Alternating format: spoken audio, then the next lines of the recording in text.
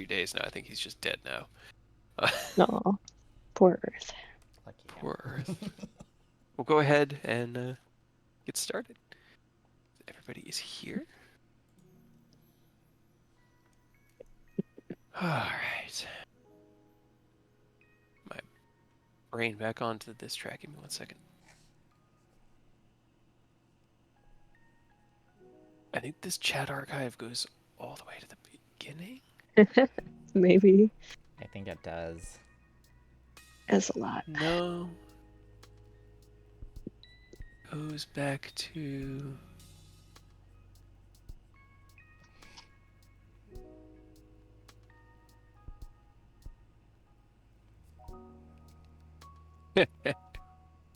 This chat, like, so Roll20 keeps a chat archive of everything, and the DM can kind of go into it, and it's just a long text archive of the rolls and stuff. And the oldest page starts Kegrim's Angels. Oh my god. I don't know why. I don't know why that's the cutoff point. But yeah, it was. I was like, why was I rolling a bunch of dexterity saves? And I started looking at their names. And I saw Fiona, and I was like, that was the bard in the barrel. All right, get back onto the actual pages needed to be on, because I like using these rolls to remind me what all we're doing and have done. So, last game, we picked up following the climactic battle between the Wanderers of Starlight et al. And Titania, Queen of the Summer Court and High Archfey of the Feywilds. Just big queen bitch needed to go down. As you had defeated her in combat and taken the summer essence into the aura site that Rose still carries, you then retreated down into the vaults below, retrieved Rose's long estranged father, and opened a magic mansion to rest. The night's rests were not harmful, but eventful, as you all came to terms with everything that had happened that day and awoke the next day within that very vault. You took to your morning trainings, as your rituals have pretty much caked into your muscle memory at this point, and continued to hone your skills. Eventually heading down to breakfast, where you were served by the made copies of yourselves, created by Nimir's Key and the enchantment therein that you should always learn to help yourselves. Rose eventually joined you all, having drunk late into the evening and slept in that morning, and you had a discussion about what was to be done in the Feywild. I guess it was Rose and Takashi were there first, discussing the passage of leadership and the responsibility of those who disrupt the status quo to help right the chaos that is soon to be sown by the lack of leadership. At least that was, I think, Takashi's point. Rose's point being, fuck that, we're done, I'm done. And the Defeated conversation the tyrant, they can figure it out. You were joined by Thorn and Taz, who kind of put on the table that they would be willing to help establish some semblance of hierarchy here, and that Thorn and Taz would be staying behind when you all returned to the material plane. Rose left the mansion while the rest of you went about your mornings. Actually, Rose and Takashi and Oni left the mansion, as Takashi and Oni were not wont to let Rose wander around into Tanya's palace alone, only to find that they weren't alone. The summer knights had found their way into the mansion, or into the palace overnight, and were attempting to find their way into the vaults as you guys exited them. You overheard the riddled door kind of baiting them back and forth a little bit, and then confronted them and kicked their asses. Two of them being thrown off the roof of the building dead, and a third being given the chance to retreat peacefully, having seen what had become Maybe of you Titania. should go. Maybe you should go. You all regathered with the rest of the wanderers down in the vaults, and watched as Aerith performed a science experiment regarding the book dimension and the mansion. As Oni had taken all of the books that had been stored within his hole and left them in the atrium of the mansion, Aerith lined up the two doors and then managed to dispel the doorway to the mansion, closing it and shunting all of the books into the book dimension, where you then closed the door and everyone teleported away. You arrived within Mithrin Dane, crossed the city with purpose and exhaustion in every step, and found your way to Veranestra's estate, overlooking the autumn lands. Short conversation with her, and she was ready to give up the autumn power and move on to whatever next stage of life was waiting for the Fae. And as she stared out over the trees and the beautiful lands that she called her home, the Oracite did its thing, and you now had 3 of the 4 Archfey sealed within it. As she turned to stone, Rose cursed, hoping this wouldn't happen, as you didn't have to actually fight her or kill her to get her to this point, and then pushed her over. And as her body crashed to the ground, the thin shale stone around the outside shattered away, revealing the younger, vibrant Fey woman beneath, who cursed in pain as she immediately collided with the ground and asked for alcohol. You told her that this was her home and that if she had alcohol, she should know it, but her memories seemed muddied and confused, and in this state, she didn't really even want to be here, so you offered to take her to a bar, which was probably the best thing you could have done. You teleported, once again, crossing the great, vast distances of the Feywild to Sarnau. One thing I had forgotten is, in that first teleportation, a small patch of stone had appeared on Rose's, like the back of the left side of their neck, like right on the cusp of their neck and their shoulder. Noticed by Oni and Takashi and pointed out they had investigated it slightly, but having other things to work with, I don't think any magic. Was any magic cast on it at that point? I don't think so, right? No, Rose Okay. just kind of wanted to deal with it later. That's fine. You teleported to Sarnau, to the Morning Wood, and everybody drank. Almost everybody. Aerith abstained as the designated driver to help keep everybody kind of causing chaos, and Oni kept it to a manageable amount of drinks, as he's wont to do. I don't know if he's ever really truly and fully indulged. But the rest of you, along with your new friend Hildis, who had been Veranestra, drank.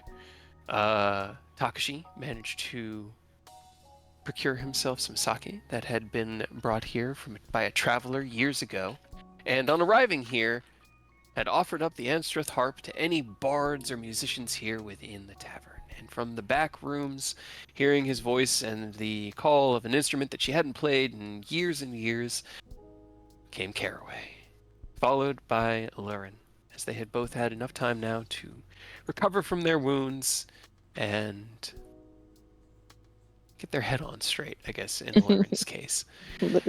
Literally. Caraway and Takashi drank into the night and eventually retired to a room in the second floor of the tavern that was still under repair but had a couple of rooms available. Ken drank alongside everybody and opted in this evening to throw caution to the wind and enjoy the victory of conquering Titania. Definitely and really wasn't peer pressured into it. really enjoy the Feyberry ale that had been served to him that night. Thorn and Hildis attempted to have a drinking contest with Rose, but with a 1 and a 2 respectively, they did not succeed, and Rose managed to beat the two of them.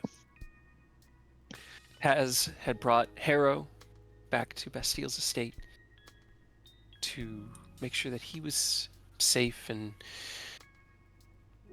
had a place to kind of rest and recover in his own way. You all eventually trekked back across the town, and as you turned to leave, the morning wood noticed something strange about surrounding environment. It was no longer dusk, as night had finally fallen.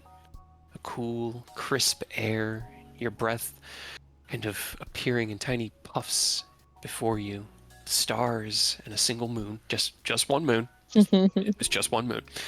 Just one. Are you sure? Yes, just one moon. In the air above you, kind of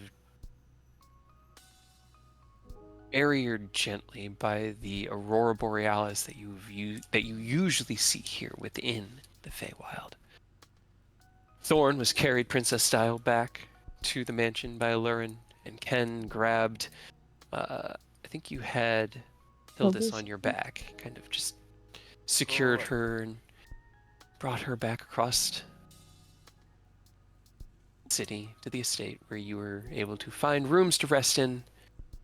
And one of you did a little bit more science with a knife as you attempted to carve the bit of stone shale out from your shoulder and found it to be a little deeper than you were hoping. And as Taz had told you that they would deal with it, that you guys would all deal with it, you acquiesced and returned to sleep. And I think that was where we left off.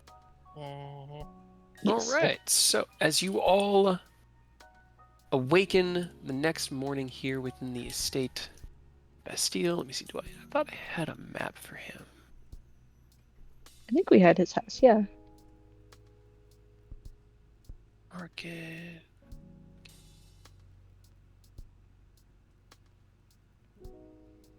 Aha. I should have looked left to right and not right to left. We did, because this is where you had interrogated somebody. All right. This is actually a good amount. The tokens look about right here. I need to clean things up a little bit. Give me 1 second. Rose, you probably... There is a second floor that has the guest rooms on it. This map doesn't really show that. See the stairs are right there. So you are up in your room with them. Oni will have come down. Aerith, you finish your rest before anybody else and awaken within the mansion or estate of Bastille here in Sarnau. You kind of stretch slightly and look over. Ken still snoozing quietly. What are you doing this morning? I will...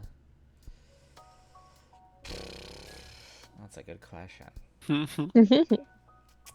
I guess I'll do my training first for cartomancy. Okay. Sounds good. Go ahead and roll your training as I get to my notes. 23.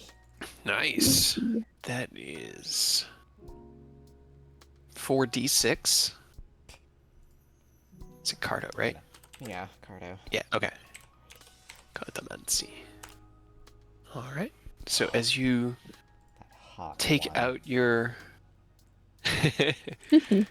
arcane instruments and begin to kind of work with this strange way of inscribing arcane potential, you keep quiet to not awaken Ken and just work for an hour or so. And then I'll go into the book dimension and start organizing the mess that I probably made. Okay. You take out the key and walk over towards the wall next to one of the windows, and kind of like catch yourself noticing the light outside, and you pull the drape aside, and there's this really bright orange sky and this almost dark light underneath the tree canopy. As dawn is breaking outside the window. Turn the key and step into the book dimension. But there is no mess. It is as pristine as you have always left it, and in the same state that you always find it whenever you come here.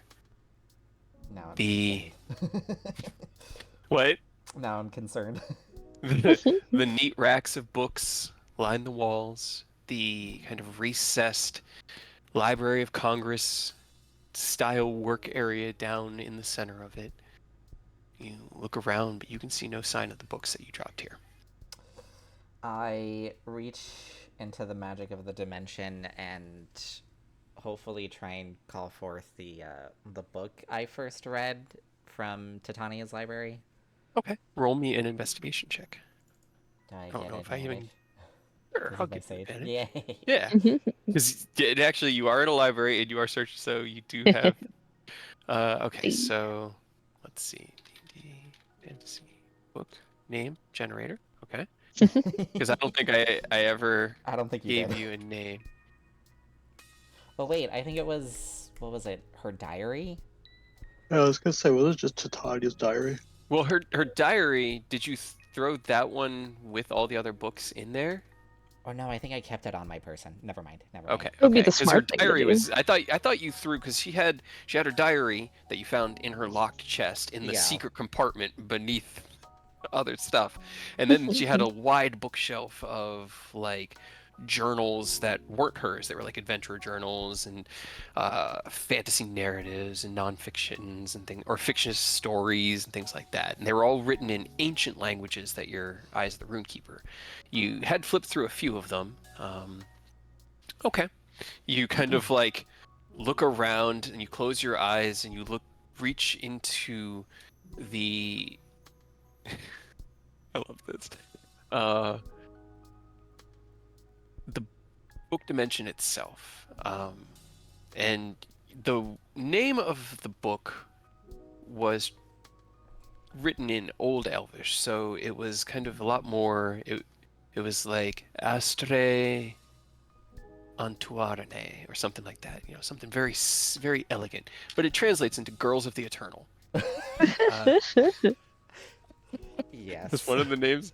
Yeah, that was the first one that you picked up, Girls of the Eternal. And as you like open your eyes, you see in the back right as one of the bookshelves spins around and one of the books kind of out from the wall.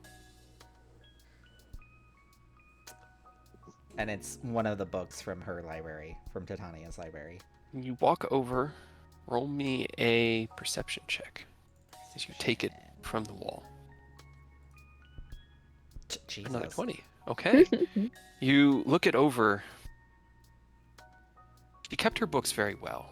She did, but there were signs of use. Small marks where bookmarks were left, little nicks in the pages where something might have been dropped or somebody else mishandled it. This book is perfect. You flip through it and the script is pristine, the pages almost brand new.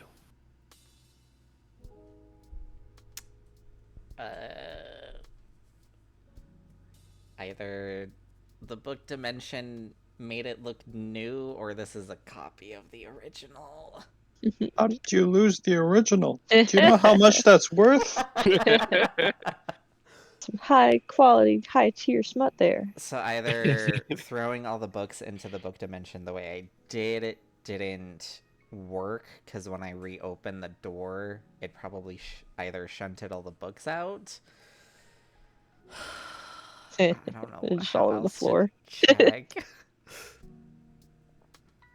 Well, you know that anything that's left or taken out of the mansion that belongs in the mansion can't be taken out of the mansion. It's the only way to verify that this isn't the one that you left in here is to try to leave with it. So yeah, I'll like take the book, walk to the exit, and then like push my arm out, and if the book vanishes, then it's a copy from the dimension. Then I did fuck him.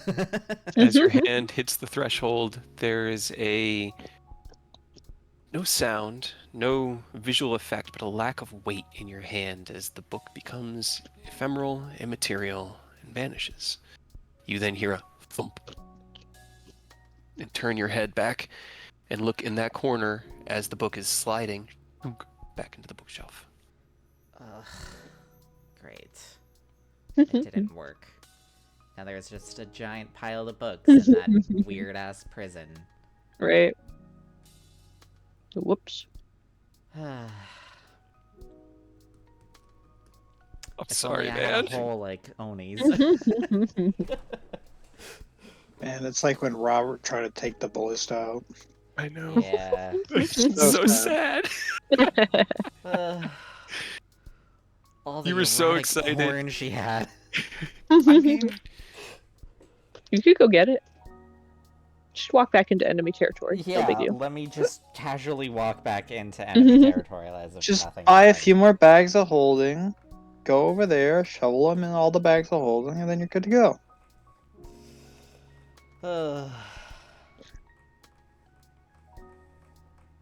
Ken can make bags of holding. No, it's not Aerith saying it, it's the player Aurora saying it. It doesn't make it better. I mean, regardless of the context, would it ever be better? No. no. Oh well. You do I'm know gonna where do one of those some- books is, though. Huh? You do know where one of those books is, though. One of them. In the bookshelf. Because Yes. you knew one of the titles, so you knew to look for it. Well, Better start searching. Or you Maybe could it's just ask labeled in Thorn to go sections, pick them up. Show me all the Titania books. I don't know. Or if you really want the original copies, it's not like Thorn and Taz aren't gonna have to go down there for the next like month and a half and free people. That's fair. I'll ask them later once the Rebel does whatever they're doing. But for now, I will do some research on a thing that I'm only gonna message Kate about. Okay. A secret. Message me and then roll me investigation with advantage. And while you're doing that, while Aerith is deep within research within the book dimension, Takashi, you awaken, look over, and can see Oni kind of just sitting. No, he's No. at the bar. He's at the bar? Takashi's with Caraway. Oh, Here. that's right. They Takashi had a is at the night. bar. Ah. He's gonna wake up and be like, "Where my clothes at?" Yep. You wake up to the comforting embrace of someone who is Bigger than you. I thought we're the same height in You human are- form. She's bigger than you. What's your strength score again? Okay, muscle-wise, she's bigger. There's But a I little still spoon, beat big her in a spoon wrestling situ- match, Yeah, so. there is. There is. I'll say the night probably started with you as the big spoon, but you wake up Fair enough. and can feel that kind of warm breath. Do you pull yourself free? How do you start this day? Am I still wearing my clothes? Is the real question. No. Yeah, okay. Where are my clothes? I guess I will leave that to you. Probably I not. don't- okay. But where are my clothes? They're on the floor. All right. Are we? I'm probably not needed right away. You know what? I'm relaxing. I'm relaxing forever. Forever. I'm going back to bed. Not Curl my back problem. into that embrace and drift back to sleep. Across the town, Ken. You awaken, and Aerith is gone, but that is not to be unexpected. He is an elf, and they get an early start to things. What would you like to do? First things first. Cup of water. You head downstairs to the kitchen, and sitting at the table is Taz with a warm cup of tea in her hands. She raises one hand in greeting. Good morning, Ken. Hey, sis. Kind of trudge past into the kitchen. grabbing a glass of water. Uh, what's the next stop? I want to make A Bloody Rose's Mary. not Rose. Mia's wedding ring, but I want to be 100% recovered before I make an attempt. So I guess I'll just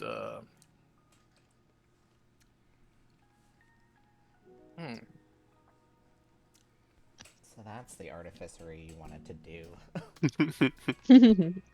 yeah. Alcohol is a poison, so if you're able to cure poison, That is true. Mm-hmm. that's That's your what Marius restoration. always did.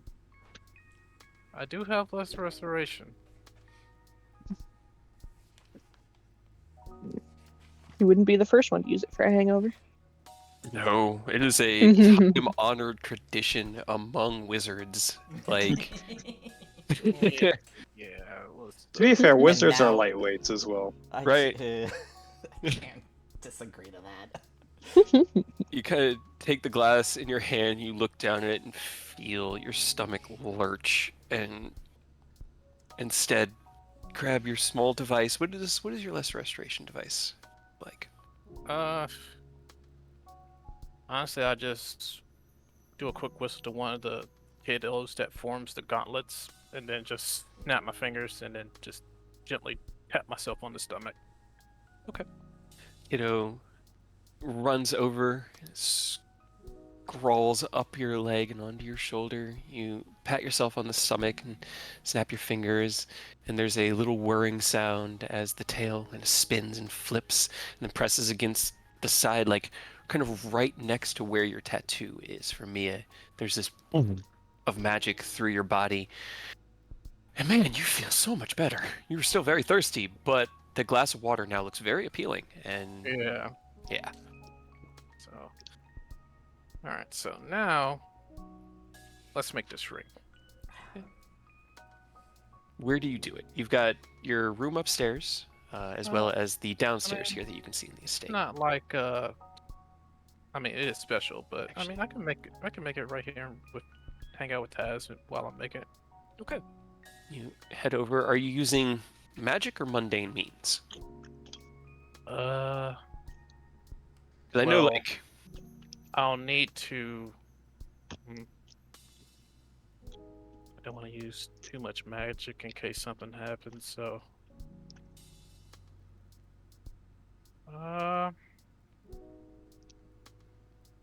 I'm gonna go with. You know what? Let's just do magic because it's early. I just want to attempt to relax. So magic will probably be the easier avenue of approach.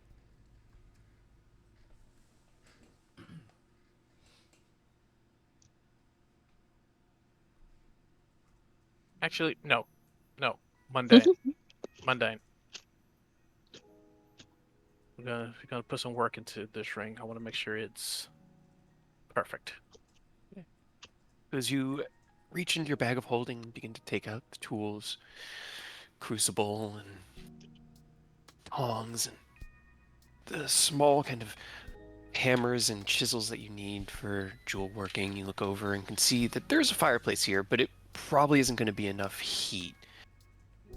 You head out and kind of gather up some of the excess firewood that's used here and kind of stoke the flames and roll me an intelligence check. Hmm. You know what? I haven't used it in a while, so I'm gonna use a charge of my Ring of Puzzler's Wit.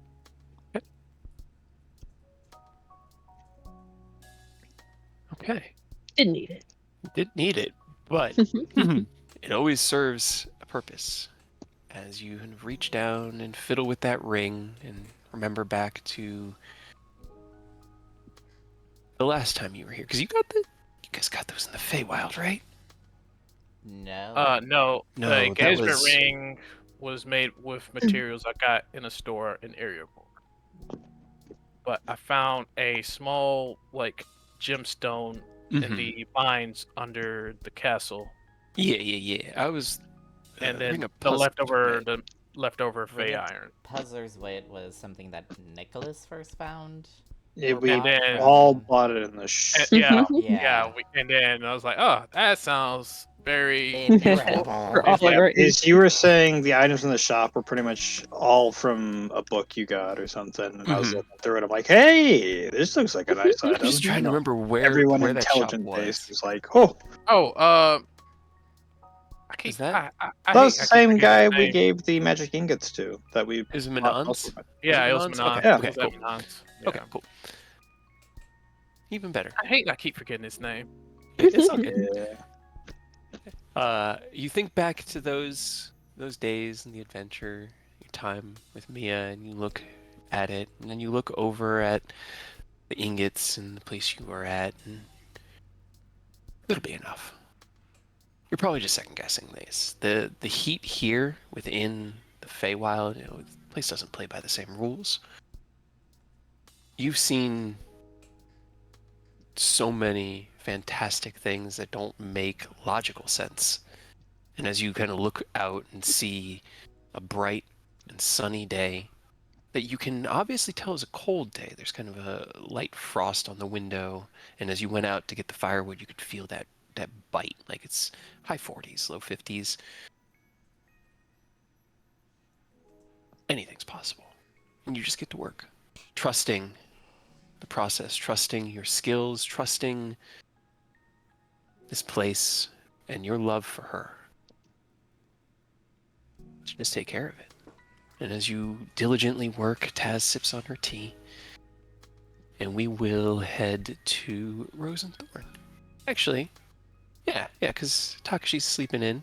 Rose, you wake up with a horrible taste in your mouth, like absolutely terrible. And Thorn is a jackhammer buzzsaw behind you.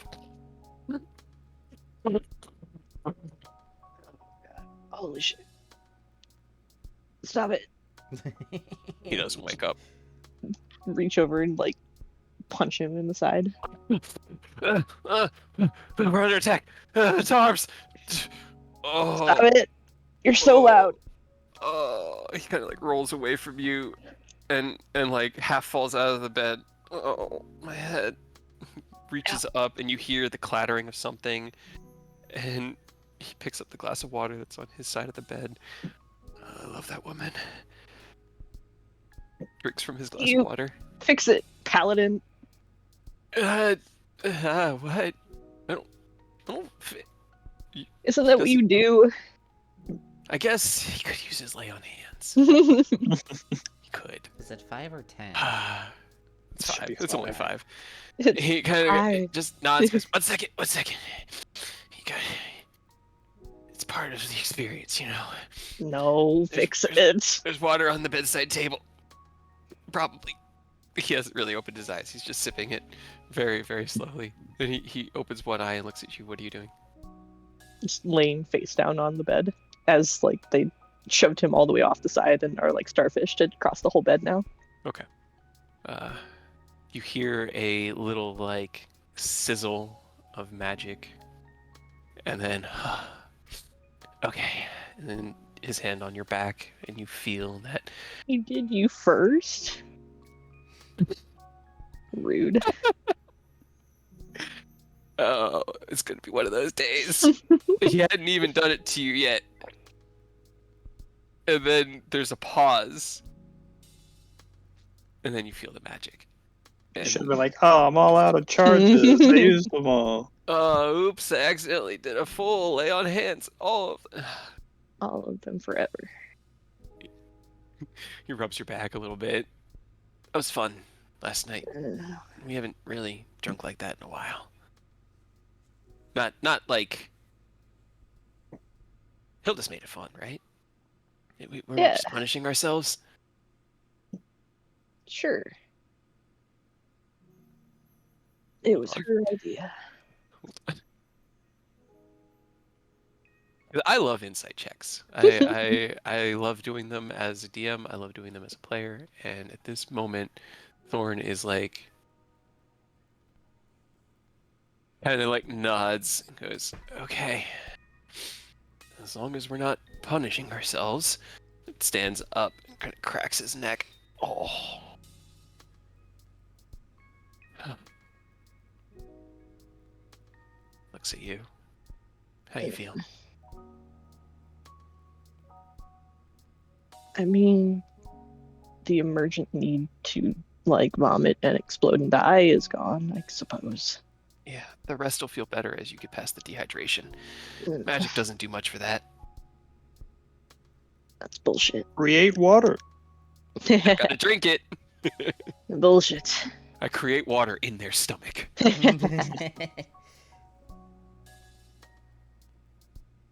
Just slowly sit up and reach over to the side and grab the other water glass.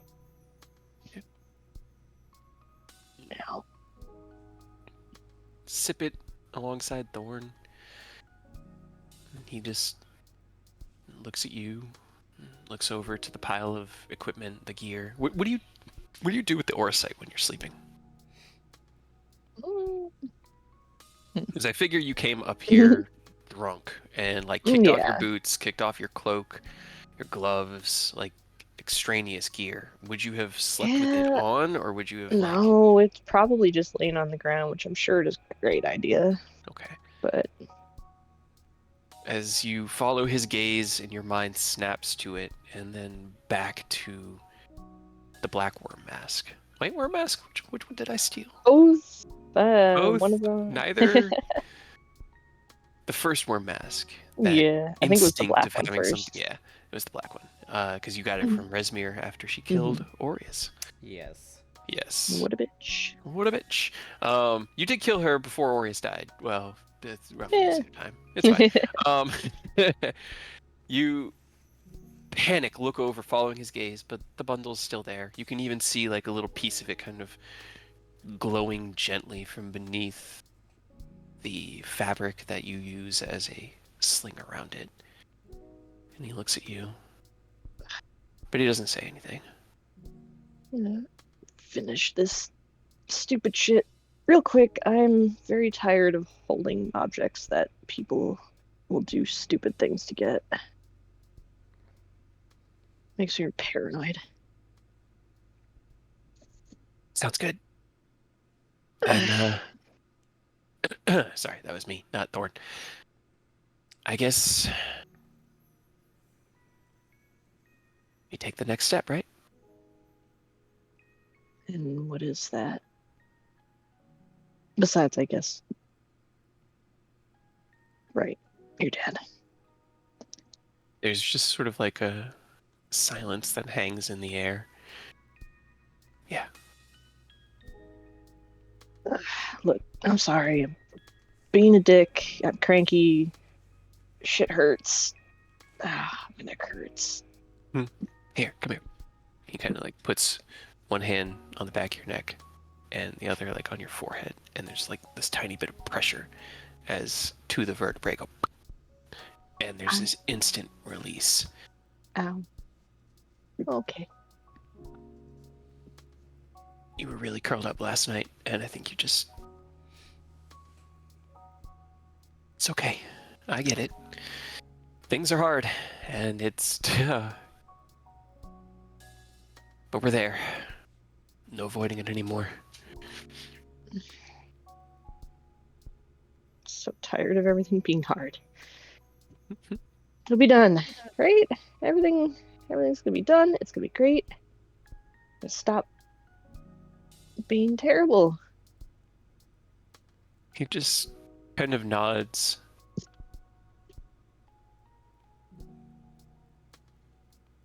Are you okay? Ready? Both, neither. I think it'll be Both. okay. Neither. Both and neither. Okay. I mean, it needs to happen. And Yeah. got him back. But, Yeah, but he'll be back. Like, actually back. but will Right? he... yeah. No, dang it, you were right. 100% right. I am... Kind of like slaps the sides of his face, shakes his head really fast, like cartoon style. I mean, Yeah, I'm ready. you're afraid he won't remember you.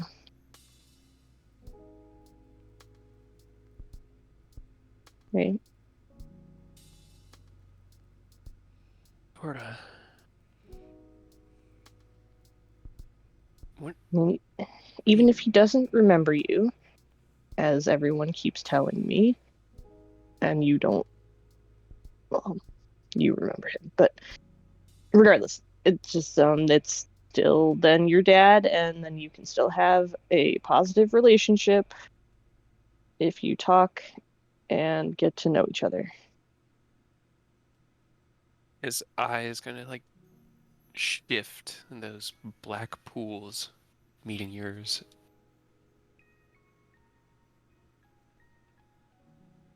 We're both kind of fuck ups, aren't we? Wow, that's an understatement. You're right. You're right. No matter what, Hiltis proves that some form of him will and survive. And if something can,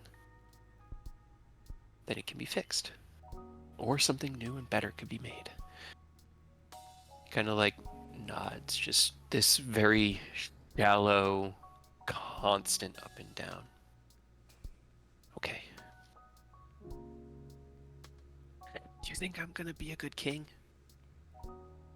Oh, wow. Okay. Define good. One that people won't hate and want to overthrow with violence. That, yeah. I think in that sense of the word good, I think you will be a good king. Because, I don't know, you're always nice no matter what, and friendly, and people love you, even though you're weird and kind of dumb. But that's better than, like, being annoying and stuck up and trying to kill everybody, right? Just sort of smiles. You always know exactly what to say to make somebody feel better. He kind of like sniffles and makes a big grin. It's pretty much what Taz said too, so. Yeah. And you can't fuck up too much when she's here, because she's pretty good at the not fucking things up. That was also what she said. Exactly, see? And if you don't like it, or you don't want to do it anymore, then you just leave.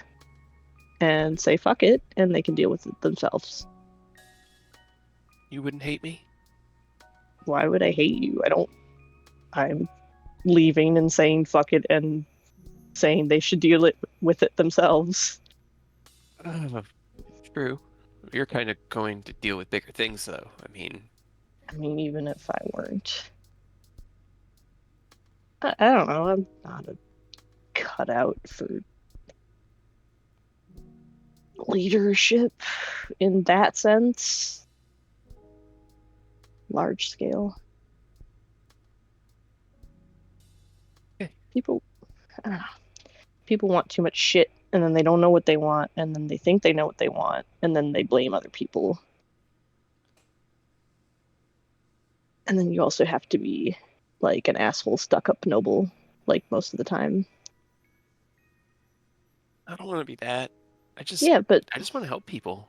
Exactly. So you are going to be the not stuck up asshole noble leadership, and maybe that way it'll go better. Okay. Okay. Are you ready to get back with... He kind of like looks at the door that leads out into the rest of the house. To rejoin them? Like fully? And I know when you left you said you were ready, but...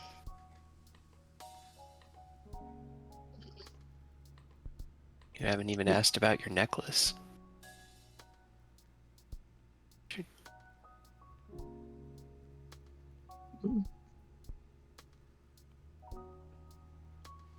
I think so. I mean, I just want to be part of the team again. I want to go have fun, do fun things, be the hero, write the stories. You know, Make things that sure. I wanted Go to ahead. do. The stuff I wanted to do in the beginning. That's why I started all this. Just make sure that along the way you add survive into all of those goals. Okay? I think the list is full. No more room. Then I'm going to put it on my list twice that you survive. Or you have to survive twice as hard? Is that how that works? Kind of like scrunches his face up just a little bit. Maybe. Maybe. I'll do my best. I feel like I can't really make any promises. No promises, just your best. That's all I'm asking. Kind of smiles, looks down at his empty glass that he's just sort of like been whirling in his hand. Okay. Time to seize that carp. Carpe diem, right? Seize the carp. What? Taps on like the edge of the bed and gets up and walks over to his gear and starts putting on his equipment. Not gonna armor up, but just like, making himself presentable. Across the town as you stare befuddled at Thorn. You feel a rustling behind you, Takashi, and kind of look over and can see his Caraway sitting at the edge of the bed, kind of like stretching her arm above her head. And she turns around and looks at you. Morning. Morning. Sleep well, I hope.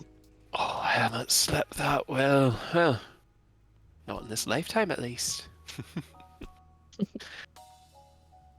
How about you? I haven't relaxed, and I don't know how long. Probably since I got blown up. That's fair. Should we join the others, Well, or do we want to take another break? oh, I think you probably need to be discussing your things with your friends, as you all have your duties, and I probably need to check in on Lauren. Fair enough.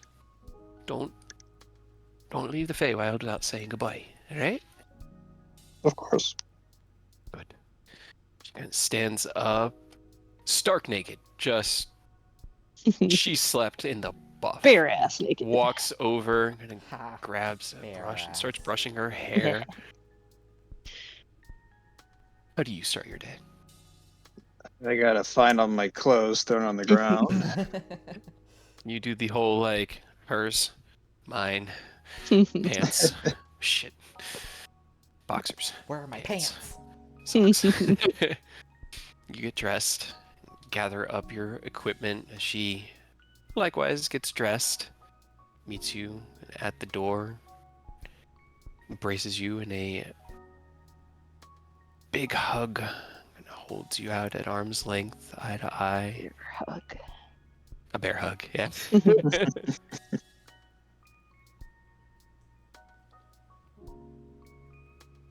Thank you. Bops you on the nose. Leans in. For one more kiss. Do you reciprocate? Yeah. Okay. You share that moment. You kind of like, there's a sigh and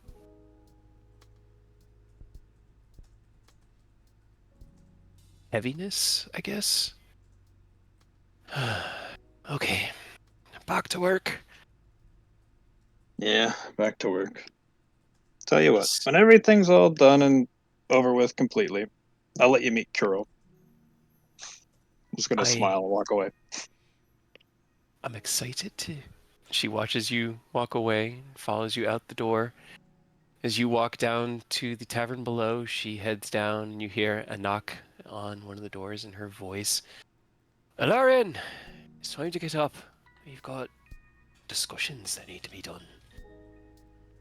You head down into the morning wood. Fed gives you a nod. No, none of your friends returned last night. They're probably at Bastilles.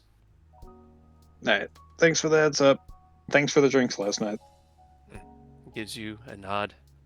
Take care. Appreciate it. Head out. The morning is crisp. There's this beautiful, bright blue, cloudless sky. But beneath it, you can see those ever shifting lines, like standing beneath the ley lines in their most powerful moments. But here, they're just everywhere, these drifting, colorful auroras across the sky. Bundle yourself up a little bit into your cloak and trudge across the city. Much of the people equally confused by the change in scenery. There's a lot of conversations that you overhear about the cold and the change of weather, the skies change, and how this is a good omen, a bad omen, a who the hell knows omen. You walk past up to the manor, opening the front door, heading in. You can hear a light tink, tink, tink from the dining area in the back. There's a soft rustling of the pages from the book Oni is reading in the sitting area. And above you, you can hear as Thorn and Taz are heading down the stairs. Which, I'm going to say are like right here. Just so that we have Thorn a and narrative. Thorn and Rose. Thorn and Rose. Rose and Thorn.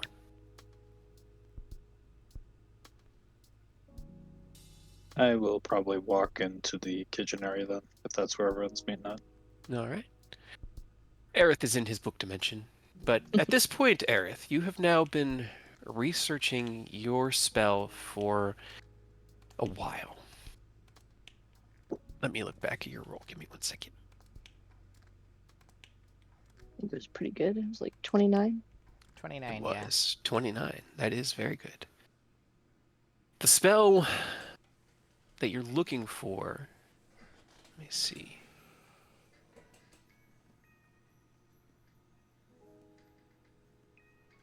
Okay.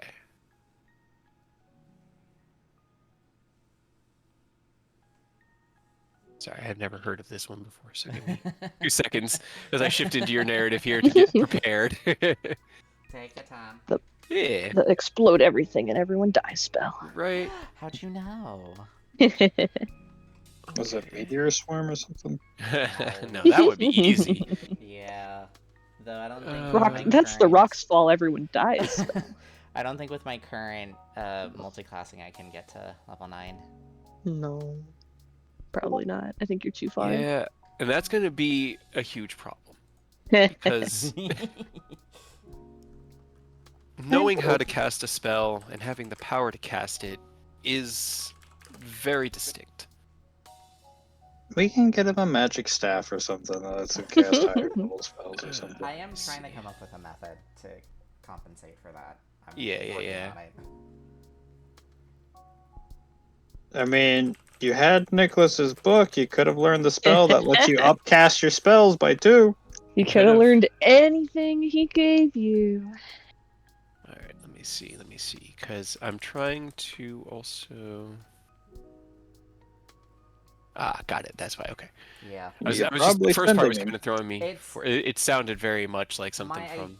my idea is generally what that is saying, but it's like that is not what I'm wanting to go for. But my idea Yeah. is like essentially very similar to that. Okay. You find.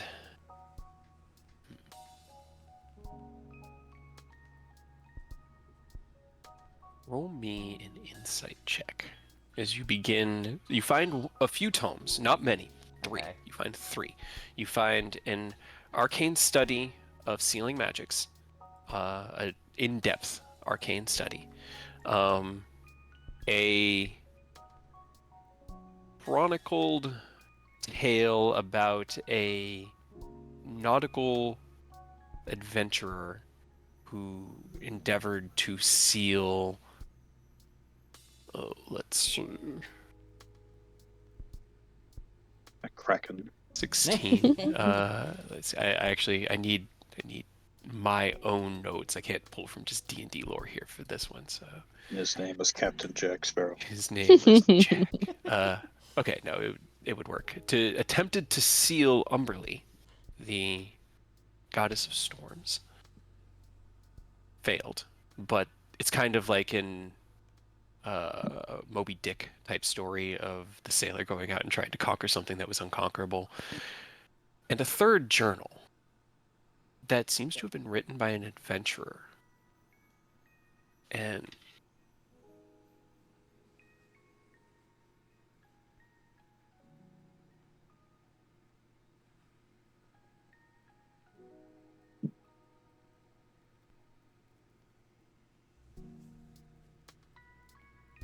And silence. yep, exactly. Kind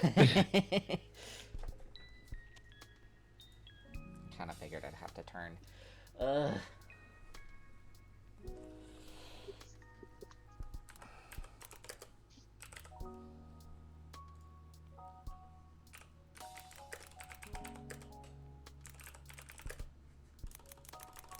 I can't spell.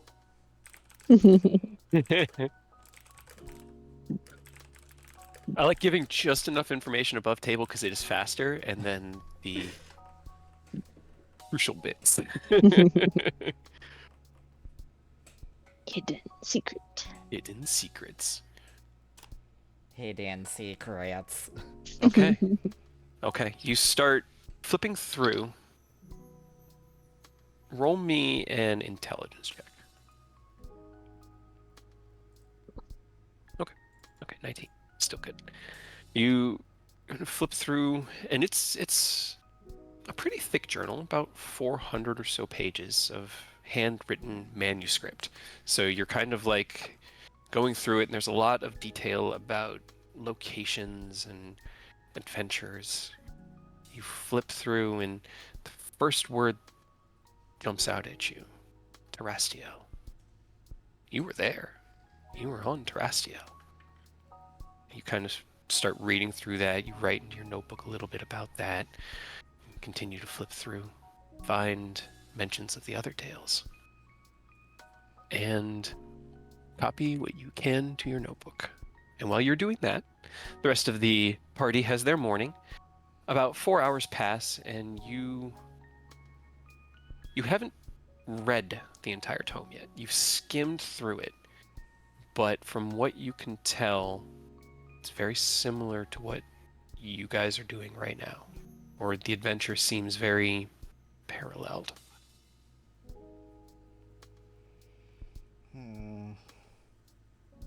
What do you do after those 4 hours? My stomach starts grumbling because I haven't eaten yet. Yes, it does.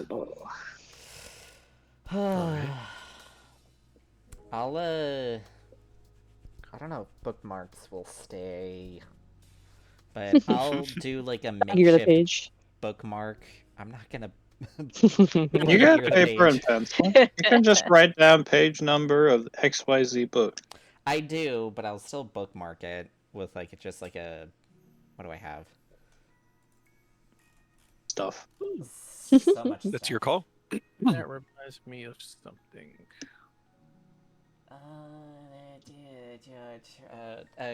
No, I don't want to do that. Let me see. Hold on.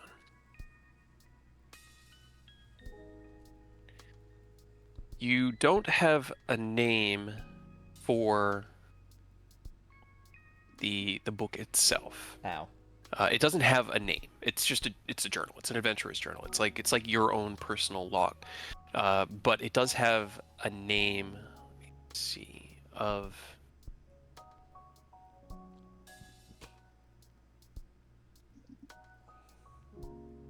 Give me 1 second. Of the writer. I'll take down the name of the writer. Yeah, I'm trying to get it for you. You know, I figured you were gonna do that. Watch, next time I go in and call out the name of the writer, all of the book, so many more books coming, and I'm just like, fuck. Nicholas Flamel. Nicholas Flamel, why do you still Damn haunt it! me? He's everywhere. He is the only one who writes books under every pen name. Yeah, just use a different name. It's just Nicholas Yeah. spelled backwards. Plethora of pen names. The name is it's the Journal of Varian Umgoro.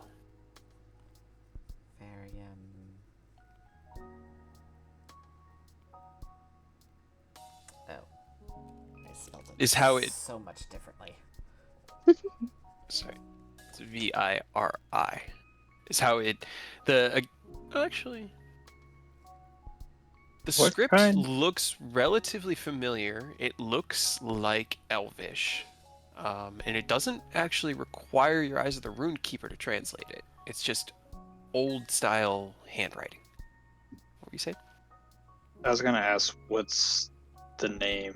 Like, is it Elvish, Dwarvish, Gnomish, Orcish? Roll, Aerith, if you want to know, you can attempt to roll me a nature check. Roll a nature check. Okay.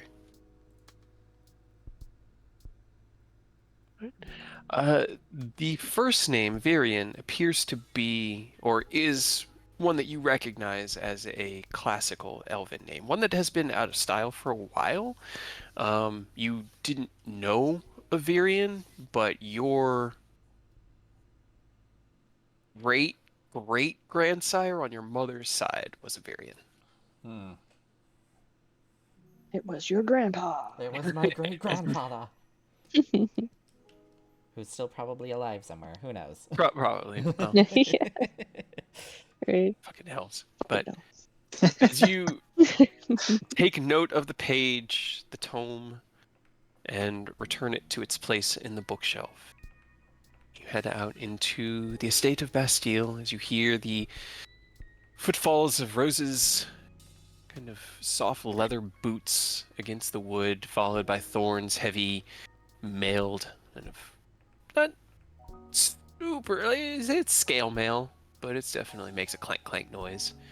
Simultaneously, the door at the front opens, closes, and because I love narrative timing, you are all together again here within the kind of central sitting area in the back. Taz looks up from her tea and smiles. Goes, "Well, it suddenly got very busy in here."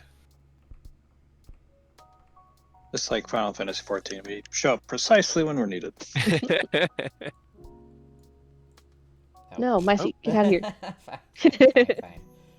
Oh wait, your boyfriend needs to Thank you. Ken is hunched over in front of a small ring of metal, and your morning, Ken, as you had looked into those fires, having stoked them, and remembering your time with Mia, the month that you guys traveled, meeting her in Eriabor, not trusting her off the bat, but man, the uncertainty of who the heck she was definitely throwing some monkey wrenches in the whole trust engine. traveling into the Underdark. A hiccup, a mix-up, a simple trick, a prank gone awry. The potion incident. A trip into a field of oopsie daisies. Big old field of oopsie daisies. But the most beautiful oopsie daisies ever, as you found something you didn't even know that you needed. And as you stared into that fire and knew that that feeling of love would, in this place at least, make anything possible, you got to work, taking out the small shards of, still unrefined iron and using the crucible to pull the pure fey iron from it and cast aside the, what is it called? Scrag? Flag. Yeah. Casting that aside to return to the earth of the Feywild, you pulled the thread out, shaped it while it was still warm using the arcane tools created by your very own magic, as you have the tools for any occasion. And it is only a simple wait away for you to convert your current tool set into anything else.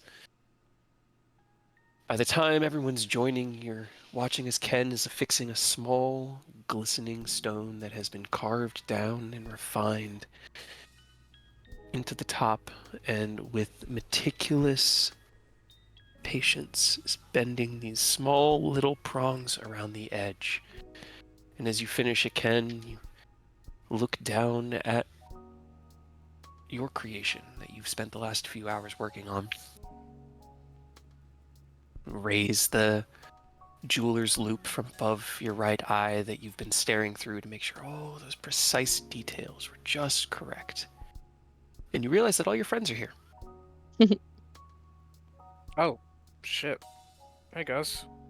Sorry, I was a little focused. Sorry Just a little for bit. apologies for not acknowledging. But I think I am done. Huh. Yeah, I was gonna use magic to make it, but I can't let my practical skills get too rusty. Sometimes putting a little elbow grease in is the best way to make something. Hey, and the goddess of magic. Magic is boring, I'm sure. What's better than something handmade when you can just make everything with magic?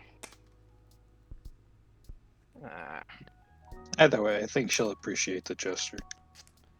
She'll It love is it. beautiful. You did a wonderful job, Ken. thank you.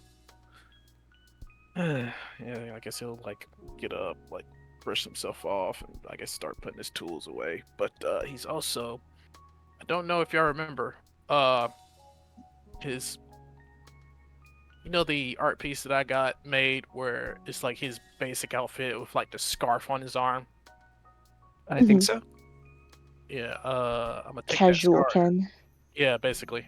I'm gonna take that scarf and then activate spell storing item. Just go ahead and just set up 10 charges of cure wounds just in case. What do you mean? We don't need curing wounds ever. We don't get Just in hurt case. constantly. And you put it in the ring so that Mia cannot hurt herself. And with how magic's been acting lately, it's probably a good idea. I mean,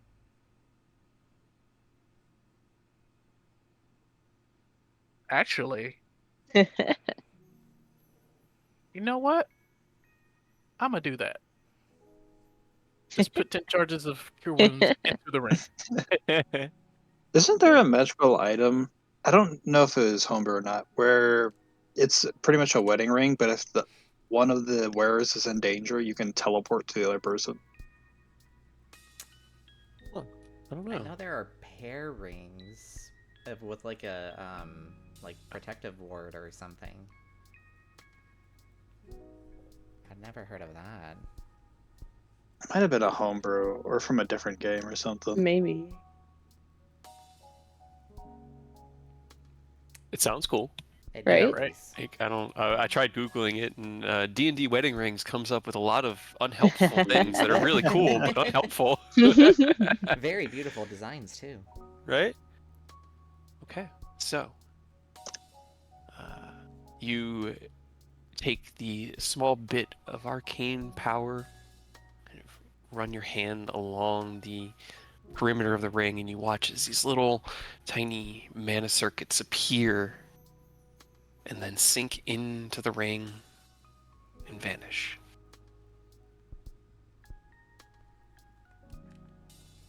Perfection. Okay. Oh, That's what I've been trying. I can't. I've been sitting here like I keep going to other pages to find a token, and then I keep forgetting what token I'm there to find. And then I'm like, all right, I go back, and then I remember, and then I go back, and I forget. There we go. I'm an idiot. I'm thinking of 14.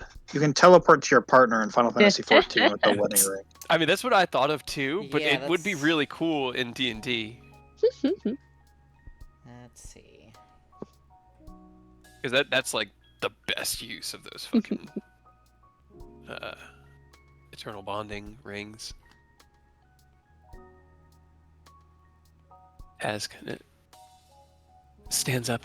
All right, well, I am going to go grab the breakfast that I have got set up. It's just simple breads, fruits, nothing special, but we should all eat before we decide what we're doing today.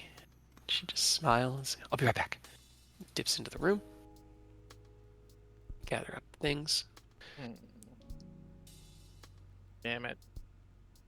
I just realized I didn't do my morning training either. Yeah, you were busy. Yeah. I think I mean, most you'll of us were busy. probably have time. Yeah. Because I'm trying to. Knowing my luck, I want to get through trying to knock out Gift of the Metallic Dragon, but knowing my luck, the rolls are not going to agree. It's just going to take longer. So I'm like not letting that desire sensor kick in. I'm I gonna mean, have you a got whole time. yeah, I'm gonna have a whole freaking like ritual bullshit to go through in a minute, so probably have time to do it then. Yeah, probably. Oh well.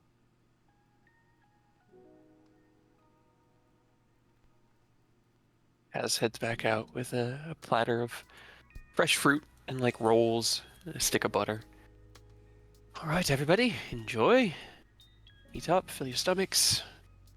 Did he have food here, or did you go get this? She just smiles at you. I got it. He hasn't really needed to have the pantry stocked for a while, and I had some time this morning, but it's fine. Happy to help however I can, honestly. She just smiles out at everybody. You all are my family, and I will do whatever I can to help. Too nice. Cut it out. So Just what's next chuckles. on the docket? I guess finish all this bullshit and take the last archway. I really don't know what's gonna happen when we do this, though. I'm gonna be honest. I mean, do any of us know? Probably not. And we've kind of been improvising since we got here. Yeah, I'm Improvising just longer than that. yeah. I'm just saying, if everything explodes, it's not my fault. I take no responsibility. No one else exploded when this happened. Why would they explode now?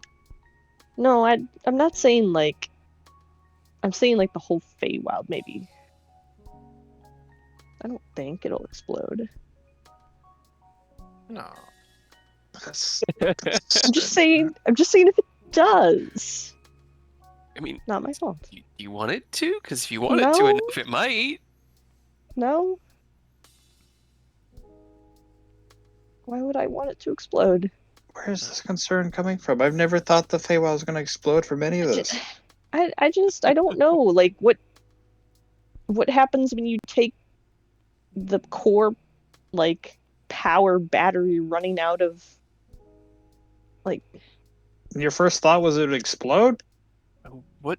I mean, it's a fair question. What happened in the Earthdale when you took the other one?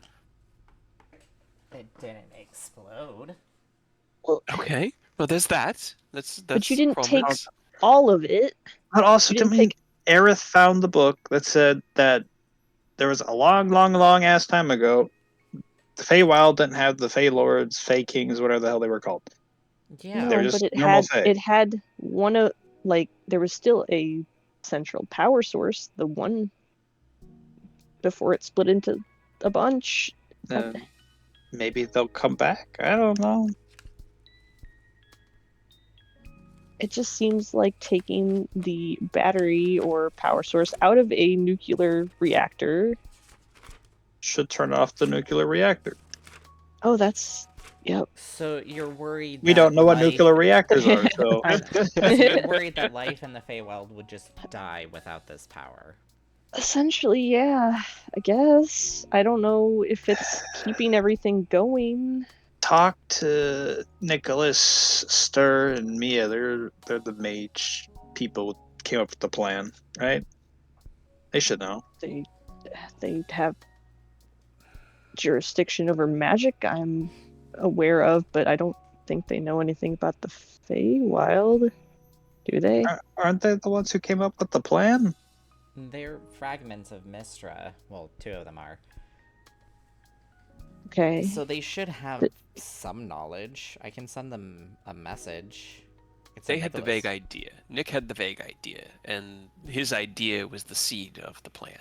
But all Nick had said was that the regulator was unstable and that they needed more components. That Stir felt that the other 3 elements of the Dales wouldn't be enough, and that 2 other pieces seemed to be missing. He believed them to be life and death.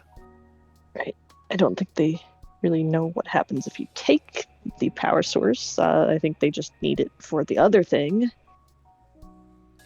So what, I you mean- think the Feywild is just gonna turn into the Shadowfell? It might. So then I what do don't you think's know. gonna happen to the Shadowfell? Maybe it'll turn into the Feywild. You are contradicting Or- yourself. And Thorn takes a hand and puts it on yours. We hope for the best, and we trust that it'll work. So based on observations when I woke up, it seems like whenever we took, at least after we took Titania, it seems like the weather and outside forces are kind of shifting in a way that's similar on the material. Like there's day and night cycles now outside. Right. And it's So cold. Maybe we're shifting closer to the material plane? Or it's just because that the winter court is still active? Yeah, I think it's because the winter is still here. He's still running. But so that's why everything's getting cold. yeah. And then once we take Bastille, maybe it just, goes into a natural cycle, like on the material. Is that healthy for here? I mean, this is the plane of life, so Life should still thrive. life always finds a way. Clever girl. Clever girl. I mean, we'll be able to see the effects afterwards, and then also Thor and Taz will be here. Caraway as well. We'll be able to figure out. I'm assuming we're going to communicate with them, so we'll notice if there's any changes. Right. Then we can fix that problem. I will say, it feels good to have a night and day cycle here. I'm The Fae can fond. finally sleep. Fond of it, yes. I don't know, though. You know, you bring up points. Many things changing here.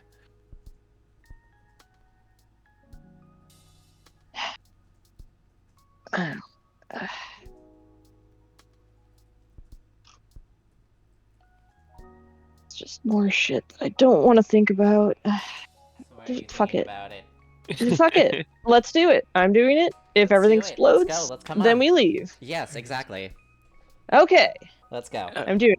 We're doing Rose, this. maybe take 2 deep breaths before Fuck you you. steal my dad's soul. Rose, I'll Just- let me go follow. deep breaths. them. Yeah, I start following Rose right behind her. I'm just like, it'll be fine, Thor. Don't worry about it. Uh-huh. Yeah, it'll be fine. Don't worry about it. Alright, Oh. forward It's gonna be conga line. fine. You all walk in, and there's a kind of small scented candle burning in the corner, and the room is filled with this just gentle smell of lavender. As you all leave, you see Odie look over at Taz, and Taz just smiles and shakes her head back and forth.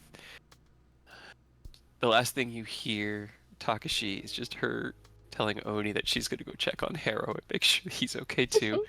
And then she'll be right back down. Thorn comes in after Rose, like, okay, deep breaths, Rose, deep Who breaths. fucking cares? Nothing matters anymore, right? No, it all matters. That it no, just it's. Look at me, You know, happy place. Happy Why place. am I between you two? I don't know. Happy place. I can't deal with this anymore. I can't deal with the stakes of every world. Okay. You kind of. Sorry, you have to. I can handle this one, but I can only handle one world. You just gotta trust that we're gonna take care of it, okay? And that this isn't gonna destroy the Feywild. That we know of. You'd think that the gods would be like doing something if it was gonna, right? Right. He looks The around to the gods. group like, Gods don't do I Thought just there was shit. no shrug my gods in the shoulder, just like, Feywild. It's like, wait. Maybe we can wait for an answer. And I pull out my tome Nope. and I write, and okay, I'll still write it. Sure? I'll write in my. Alright. I'll If write we're in gonna my die, we're tome gonna for die. If we're Agma. gonna live, we're gonna live. roll me a Just do whatever you're perception gonna do. check. Roll me a perception check. Sounds great, For who? Takashi. What's the Who's Never- the perception? You. Oh, me? Aerith, as you flip open your book and begin to write in there for an answer. Okay, you flip to the latest page and begin to scribble in your answer. Let me see. I write my question of, will the Feywild explode if we take all four powers of the seasons? You start the sentence, but look over kind of back onto the other side of the previous page, and you see that there's a reply to the notes you have taken. Where did you find this? So you stop halfway through your sentence. I'll answer and just say the book dimension. No, just kidding. The art. The book dimension. The archive. Did is you write key. last in your notebook? Huh? What was your last question in your notebook? I was writing notes about stuff I was researching. Secret. What were you researching? Stuff I was researching. Very Also, you're across secretive. the room. How are you gonna see what Not I'm writing? allowed. I got high perception. Do you finish your question, though? I do. I finished my question. While he's writing that out, Rose is like struggling to take the Orsite out. Well, I'm assuming Thorin tries to stop them. Thorn isn't trying to stop you. He's trying to get you to slow down. As you, like, throw your hands out and try to, like, pull the sling around from your back, he's like, hold on, just take a deep breath. It's gonna be okay. Everything is in tension, right? It's all, you just gotta go into it with the right mindset. Don't know that for sure. Aerith starts scribbling. You hear the scribbling stop. Continues the question. What do you answer to his question though, Aerith? Do you go back to that previous page, or do you just write in your new question? I just read in my new question, and once that's done, I'll try and answer his by saying the archivist key. Okay. Roll me a persuasion check. Do I get advantage because it's actually true? No. That's Damn. my persuasion. No. Oh no. Okay. You write in your question, but no reply comes. You stare at it for a moment, and sometimes you gotta just leave messages. He gets back to you in his own time, but he does not reply My to book you. starts vibrating with an answer.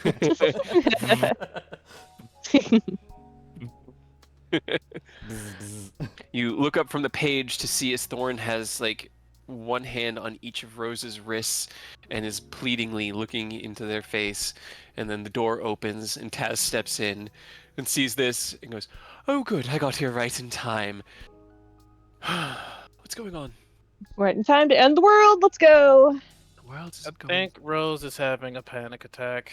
Yes, I know. Okay, Who's got calm emotions? he You're steps the up. only wizard here. Yeah, places- don't have It's not an access to that. only wizard spell. You're multi-class and like 3 different sorcerers, Actually, wizard, it's warlock, really whatever. funny. God. You should have it. Wizard, warlock, and warlock doesn't even get it. Aw, I thought the answer to the harp had control emotions. It doesn't. Bard cleric.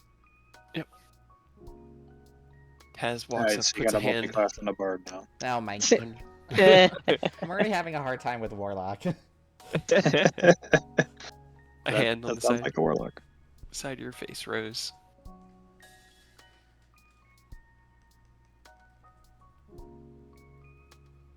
What? We can never know what consequences our actions will bring. This may destroy the Feywild. May. She puts her other hand on your other cheek and kind of like turns your face towards her so you're forced to look into her eyes. What is our other choice? Do nothing? Don't know. I don't want to be responsible for destroying the world. I'm supposed to save. She looks around. You see, like, her eyes, and she nods. I vote we do it. She looks at Thorn. He kind of, like, tenses a little bit. We have to do it. And she looks at you. Okay, that's 2-4. She looks out at the party. Aerith, I mean, we have to do it anyway. consequences be damned? Or dealt There's with? always consequences. But we'll deal with them, right? Of course, we always do. Whether we like it or not. I Ken? don't like it. I'm That's voting for three. Whether that. we like it or not. Ken? I think. I mean, this. Yeah, I mean, this has the right of it. This is something that we have to take care of. Consequences to be damned, and I'm sure you would like to. I'm sure you, with your high-powered casting, would like to not have these crazy effects go off whenever you try to teleport us anywhere. I mean, we need to find a way to stabilize all magic. This is the most direct approach to doing it. That's already majority, but let's see how many we can get. Takashi? Yeah, I mean, we came this far. There's really no reason to back out. That cause more problems, if anything. Looks at Oni, who just nods. With you guys all the way. Taz nods.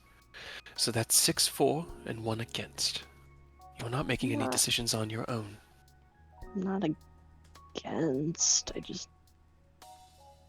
You're worried, and it's an understandable concern, one that we all share. But within this room, we have the power to shape worlds and save them. So let's trust this family, okay? Our family.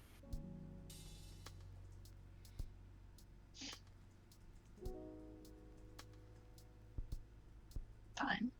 Okay. She nods.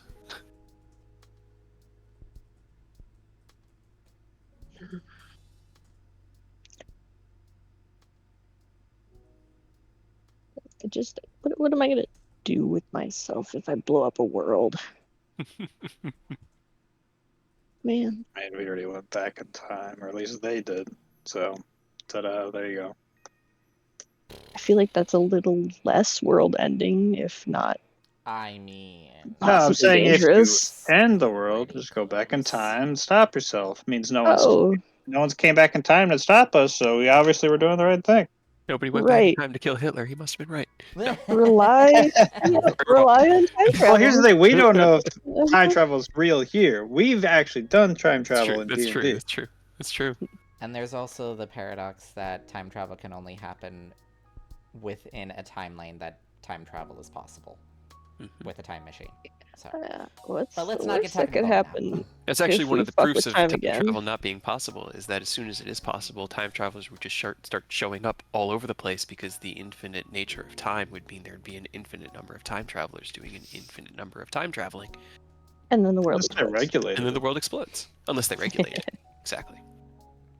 My brain hurts. And then Yeah. Time and then travel. you have I illegal love time travel. Yeah, you do. It is true. There's a TV show about it actually. Doctor Where, Who like- had an Doctor Who? entire the time agency, like, this is an entire like story arc that happens in the 5th Legends of millennium. Tomorrow. Yeah, Legends of Tomorrow does They it also too. do time travel. That's their whole Yeah, shtick. There's gangsters in the future that Flash. to get away with their crime, they sent their money or like whatever they did Oh, back that's in a time. movie. Yeah, it was a movie. And then, like, to deal with it, they would send people back in time to get executed who used to work for them in the past. It was like all sorts of wonky. I love time travel.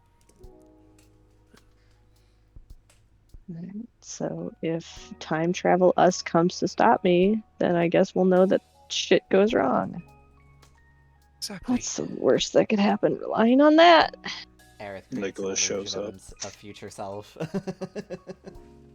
I'm joking. Like I'm super joking. old. It's you, but super old, being like, no, wait, don't do it.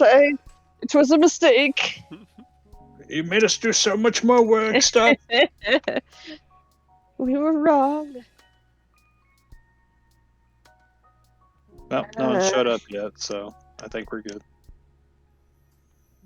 Fuck. Fine. Okay.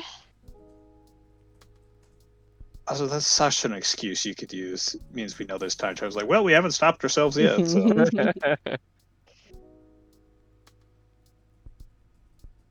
That would be such a terrible thing to, like, pin your hopes on. Make decisions for. Alright. Take out the war site. You nod as releases the grip on your cheeks, puts a hand on your shoulder. Your hands kind of feel that pressure from Thorn release as you're no longer struggling against his hands to rip the Orosite free. You calmly just reach back and untuck it from the pouch that you had created. And holding it in your hand, you look at it as that central column kind of spins with that greenish pink and orange and yellow red light as the 3 other seasons all gently twist around each other in the middle of this opalescent crystal. Thorn puts a hand on one shoulder and Taz on the other, and they both give you just a comforting nod. Just take it and put it down for a second on the bed next to Bastille. Okay. And lean forward over him and like poke one finger into his chest. Just actually, I think this is your fault if we explode. All this shit is your fault. He doesn't reply, and there's only a small little catch of Thorn's breath. You can't tell if it's a chuckle or a sigh or a groan. Either way, get up. Come on. I'll start the process. You pick up the orosite and kind of hold it in front of you, and as you feel that connection, you guys all watch as the crystal snaps into that vertical, like, hovering state, floating just in front of their chest. This line of arcane electricity tethering from them into it, and their head snaps back, their eyes roll, and your consciousness dives into that orosite. Another tether snaps out across the gap between them and into Bastille's chest as he lays there, motionless on the bed. A minute passes as you see this kind of like of energy passing up the tendrils, and you all watch as Bastille's skin turns from that kind of ashen grayish, more actually emaciated than his token makes him look, but this thin into just stone as it reaches out from the point of contact. The petrification creeps up around his face and into his hair, down.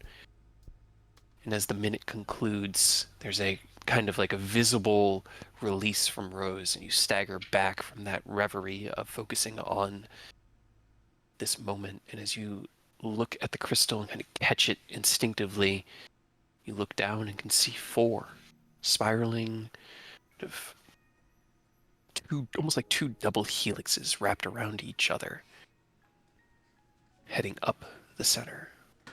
And a new one that is now light blue and gray.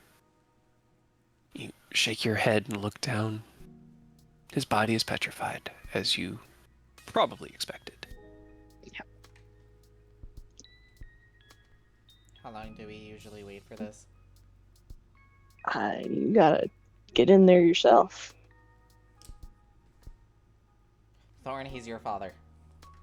He kind of like nods and walks right to where Rose, kind of like not pushing you out of the way, but just kind of stepping into your space, and you instinctively step back. Yeah, no. Rose will step back out of the way and then just kind of sit down on this little table. As Catch the breath. looks at you, kind of smiles. Nothing's exploded yet. Not yet. Thorn There's takes still a deep time. breath, pulls one of his swords free from his waist, the keyblade, the long, elegant, long sword that he had made from the fey iron that he had retrieved from here, having been banished and arriving probably somewhere in Grogheim or near there in order to find his own way to make his own path home. He flips the sword around, takes a deep breath, and cracks the pommel down into Bastille's chest. There's a heavy thud, and the stone kind of splinters away.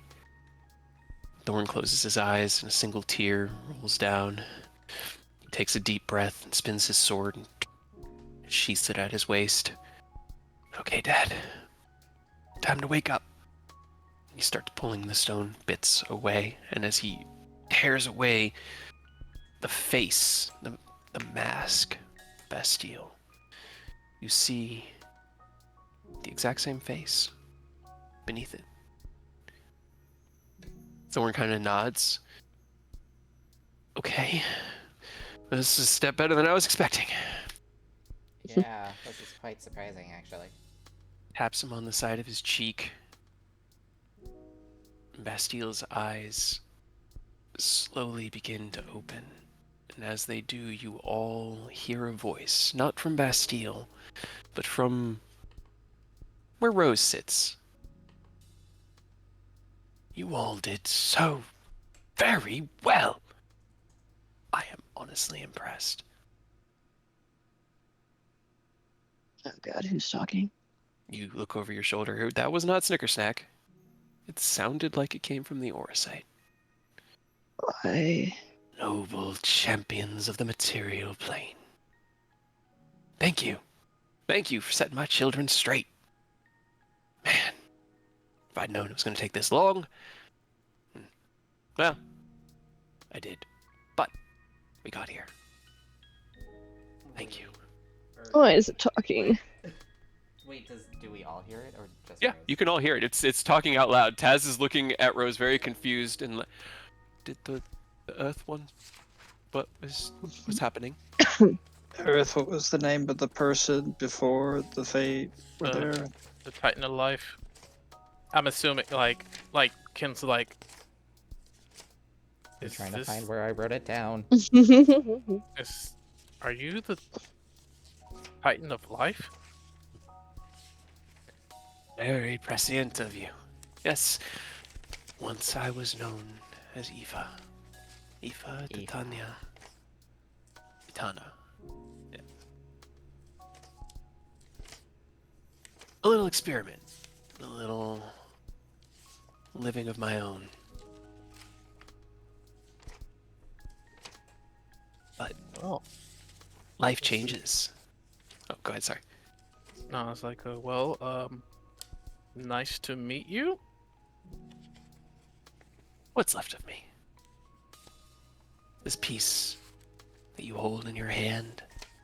Enough of me to scrabble some consciousness, at least for now, out of the pieces of my children. The rest of me is out there, in this world that I call my home.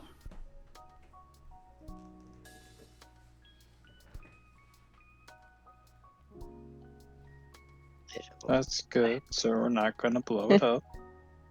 Right? Please don't. Please, you worked so hard to protect it. We weren't trying to blow it up. We were just worried that getting all the crystals would take all the power from the Feywild and blow it up. We don't know what we're doing. Yeah, or at least cause it to not exist anymore, which is about equivalent to exploding. Shouldn't. But if it does, well, such is life. Sometimes you explode. That's I mean, I have exploded, so well, Yeah, that's not kind of exactly You hear, okay. what is Just because happening? almost all of you have exploded doesn't mean it's a universal experience. Yeah, kind of look Turns down. around. Yeah. Bastille has his hand up over his face. Thorn snaps back around. Dad? His eyes open. Thorn, where are we? What is happening? And as he says his name, Thorn kind of doubles back a little bit. His eyes well, and he leaps forward. See, I told you. Oh,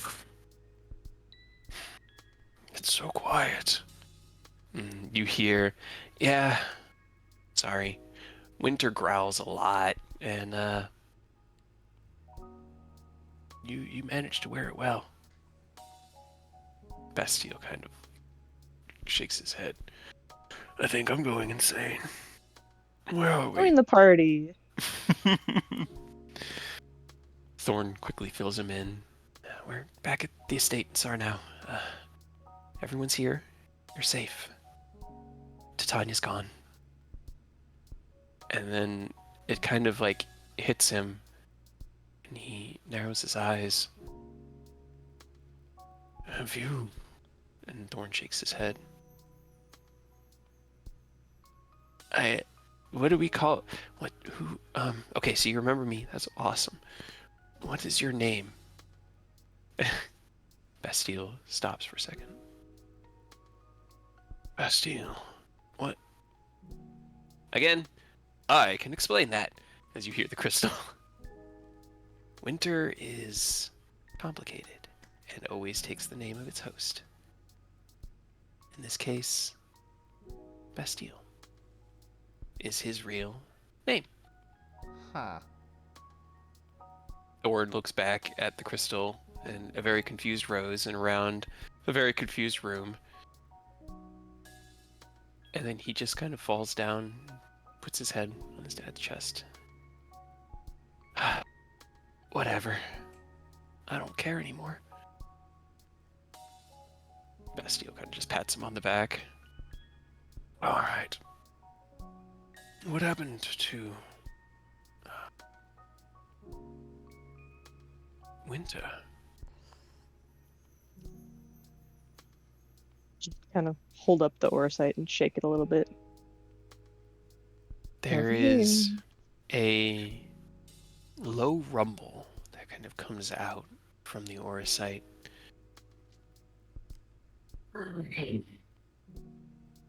Survive well. Sounds like a bear's growl. Bastille nods. They all have voices. They do when I want them to. Titania has been furious. Please don't let her talk. I don't want to talk to her. She's in I'm timeout. mildly curious. She is She's big in timeout. That was not cool. Not cool, Titania. Pretty uncool of you. But it had to happen. It had to get us here. To this point. This is all I knew. True meaning of my life. Create life. Protect life. Right. There's So, like a glow, a warm kind of eminence from it.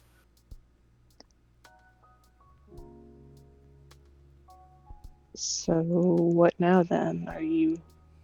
You're happy that we're taking you away? Happy. I guess. Long ago, I saw this. This room. Your faces. I knew this was the end. And a new beginning. Happy isn't the right word. Fulfilled. That's how I feel.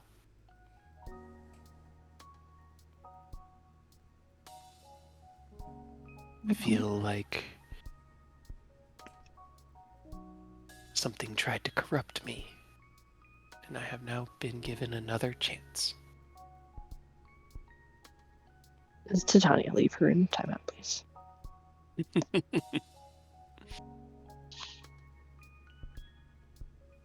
get a Okay. little bit overzealous, didn't she? Just a little bit. Yeah, just a little bit. Just a little bit. But so now what then? Well, I guess I can call Mia and ask her to let Nick know that we have the life crystal. And I guess we can meet somewhere on the material. And I can see my fiance again briefly. So, I mean, progress and a win-win. There's a small little bit of noise that comes down from Bastille, and Thorn snaps up and nods. Yeah, I'll go get it. And he runs out, and as he's like running past Oni, he stops next to Oni and just whispers a thank you to him, and looks over at Rose and smiles the biggest smile. And then he runs out the door.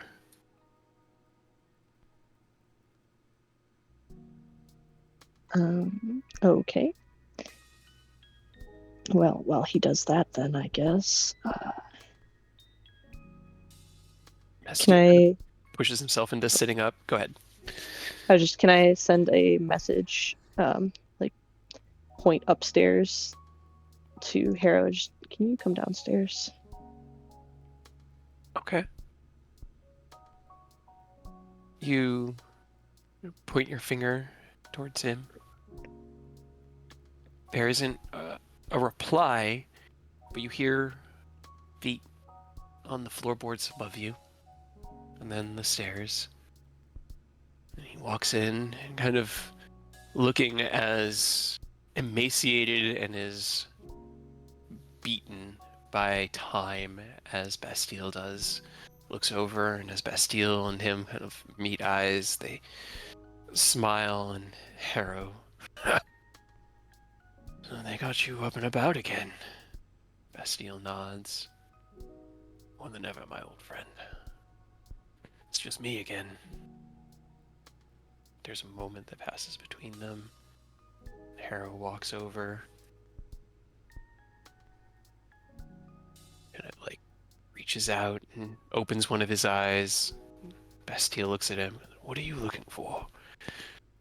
Any sign that you might be lying to me? No. So it's gone then. And he nods. And you're still here. He just smiles. Puts a hand on his shoulder and kind of like grasps it as firmly as he can. Bastille's eyes begin to fill with tears. I'm so sorry for abandoning you. And there's just almost like insult on Harrow's face. You did not abandon me. I defended my king and my best friend. Looks over his shoulder as you're kind of like scooching your way across. Smiles at you. Thank you.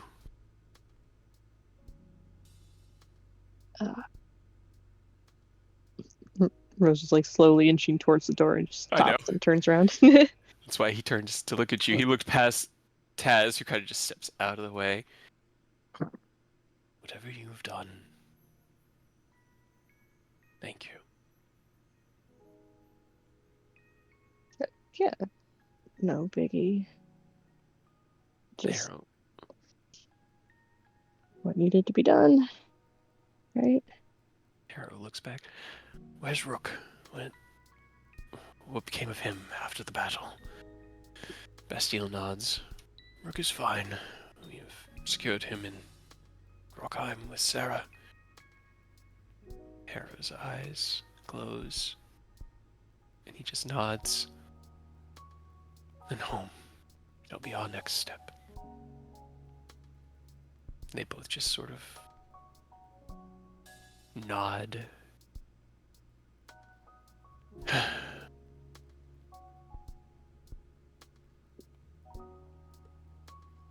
Harrow looks out back at Rose, who had been stalled, and then as you attempted to get past Oni, well, I don't even know if you would have attempted to get past Oni. Oni's just kind of standing there, back against the post. Taz is watching the two of you.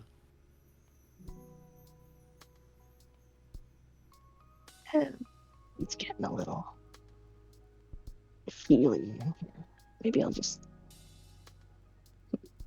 Excuse me. It's fine. I'll just go right. I'll go ahead. Taz looks at Harrow and then looks at Oni. She just smiles. It's been a very long day. looks back at Bastille. I'm really glad that you're okay. He just sort of nods. Take care of them. She heads out. You start walking through the house, and as you do, the door in front of you opens, and Thorn walks out with 2 armloads of food and a pitcher of water in one hand, and a pitcher of wine hanging from the other, and like a glass being held in his mouth, like by the lip of the glass, and he kind of pushes the door open with his back and turns around. You're there, and hey Rose, You're back. That's what he wanted. food, water. Okay. Oh, Nope. yep. He kind of like walks past you, and then Taz goes to the door, and he goes, "Oh, hi, Taz." Oh, okay. He slides past the door. Taz walks past him, kind of giving him the eye. You stand in the room, kind of befuddled. What's everybody else doing in the room? Just because we've had very Rose-centric, and I don't mind it, but I want to give you guys a chance to respond to everything that's happened. Just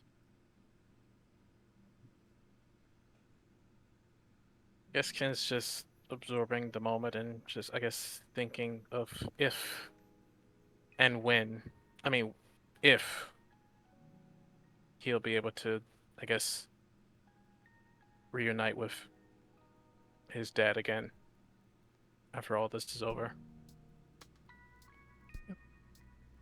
What about you, Aerith? I mean,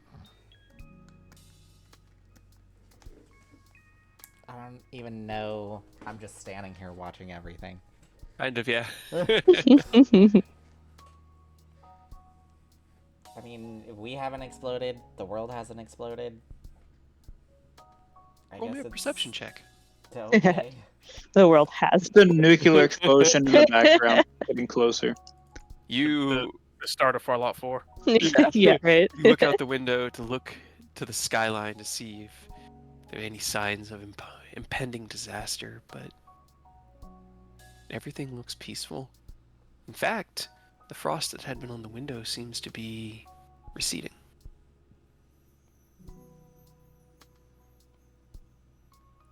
Things are warming up. What about you, Takashi? Probably smile, then walk out, give Thorn some privacy with Bastille and all of them.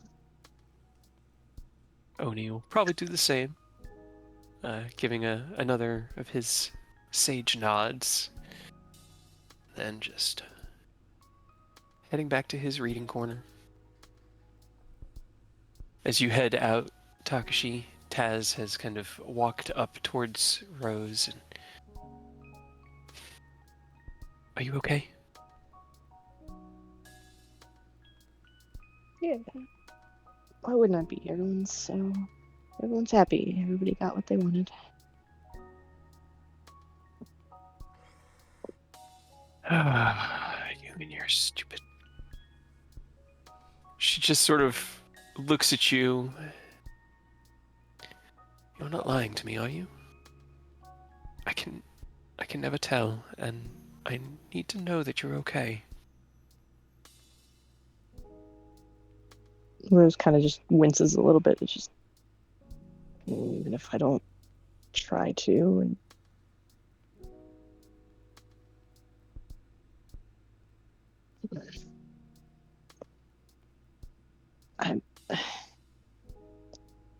I'm happy for them. I feel awkward.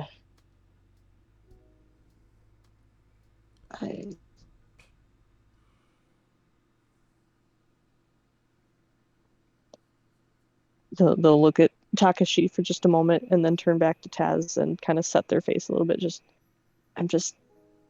Everyone is happy and reuniting and has something to look forward to.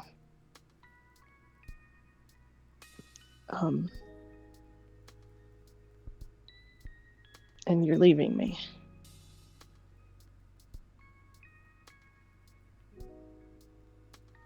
He kind of winces back just a little bit at the words. I am sorry. We forget how much you have given up in these endeavors. How hard you fought, and in the end, it seems like everybody else gets what they want.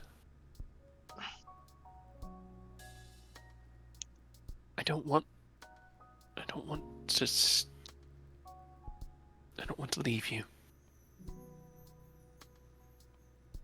But if I go back to the material plane, Oh, you have to. And I know that. And I know you need to stay. And I just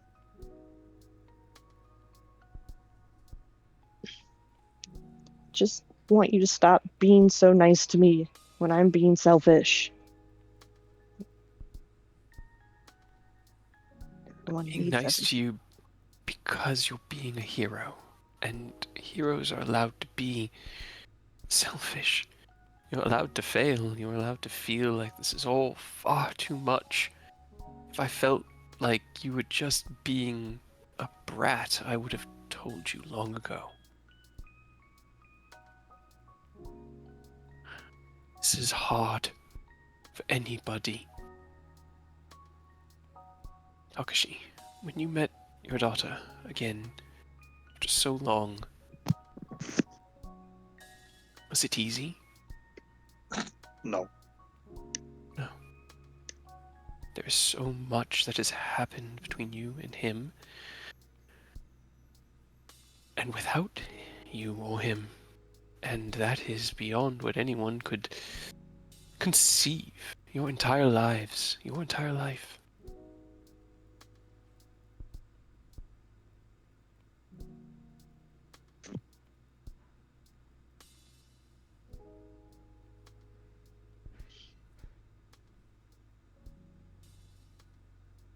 Why? Be- Why the hero is supposed to save the day happily ever after. You don't really believe that most heroes get that, do you? You've read the stories. That's what Heroes, any heroes get the happily ever after the story's finished. We still got a ways to go. And well that's only a few of them.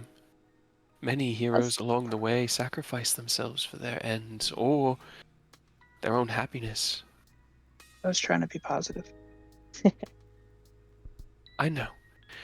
And I appreciate it. I do. They you need. don't hear about the shit though. You don't. You don't. No one That's the tells reality. stories about failure. Then tell it. Tell the story of how a bard sent from the Feywild as a baby to avoid a war failed their way into saving the world.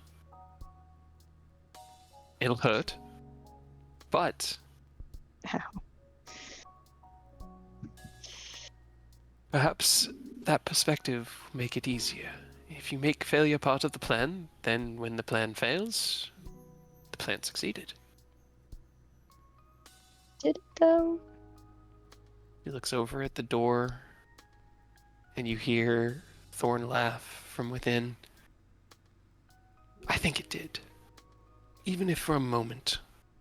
Even if when you leave with that magic rock, this entire plane loops out of existence and we are cast into the astral sea.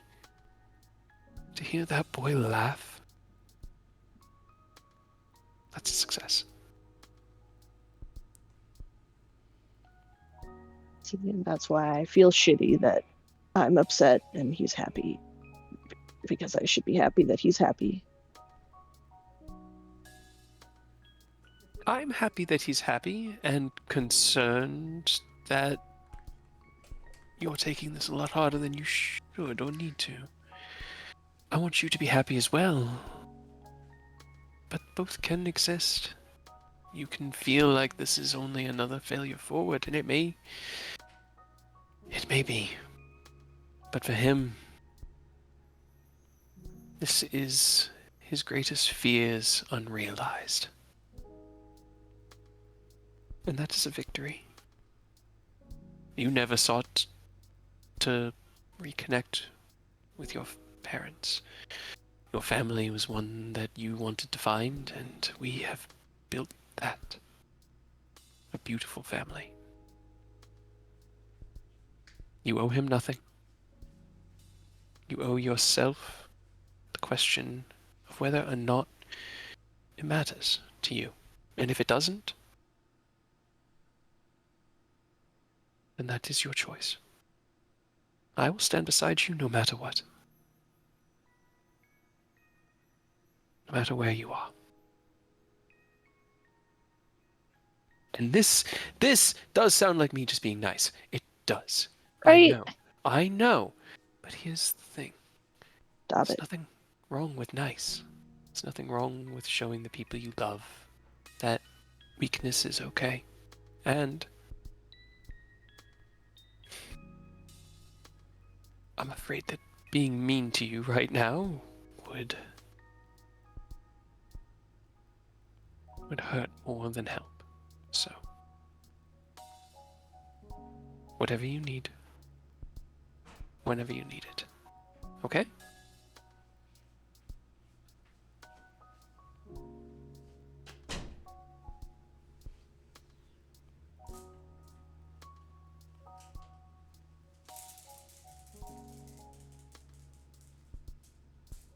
This sucks.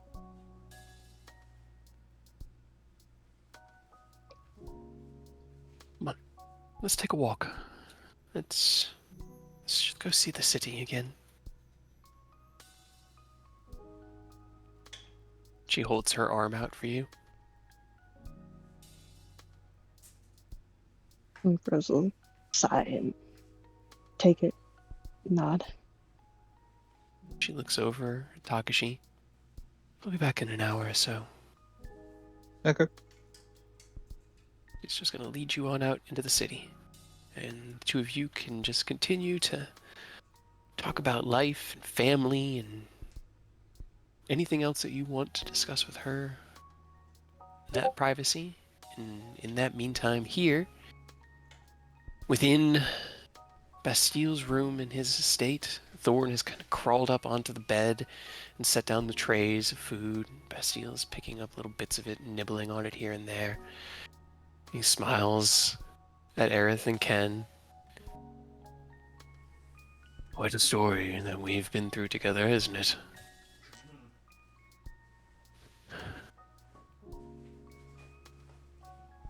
You all are quite impressive.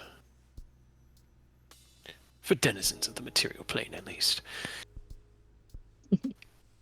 Rude. Rude. Good fun you. I'm not from the material.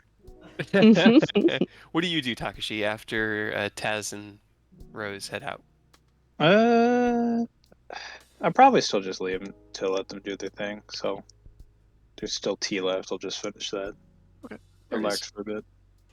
Sounds good. Anything Aerith and Ken want to do?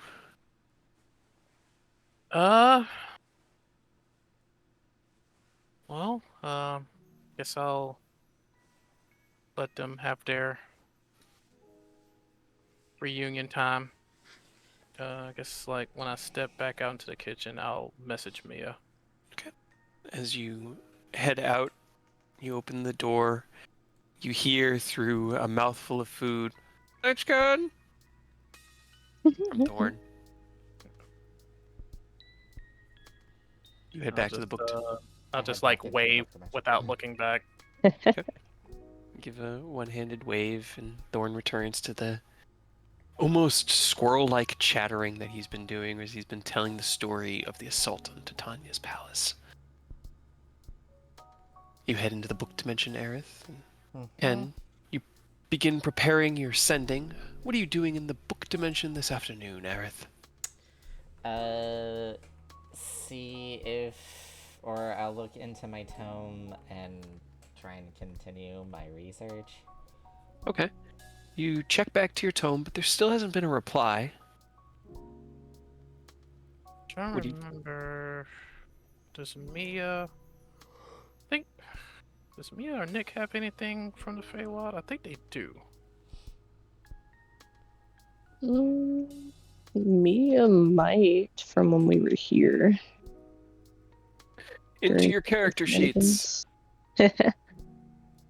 Time shenanigans. Oh, you actually both still have access to them, so I can Hey. leave you to tell me. Let me see. Let's see. Where did we get the dust? From the shop in the Feywild. There you go. So Nick has one thing. Doesn't it have Oh, to be he like? also has the lotus. I think it has to be a metal thing. Yeah, I was about to say it has to be a metallic item. Is there any metal in the Hag's journal? No, it's mostly made of skin. Yeah. Gross. That makes sense.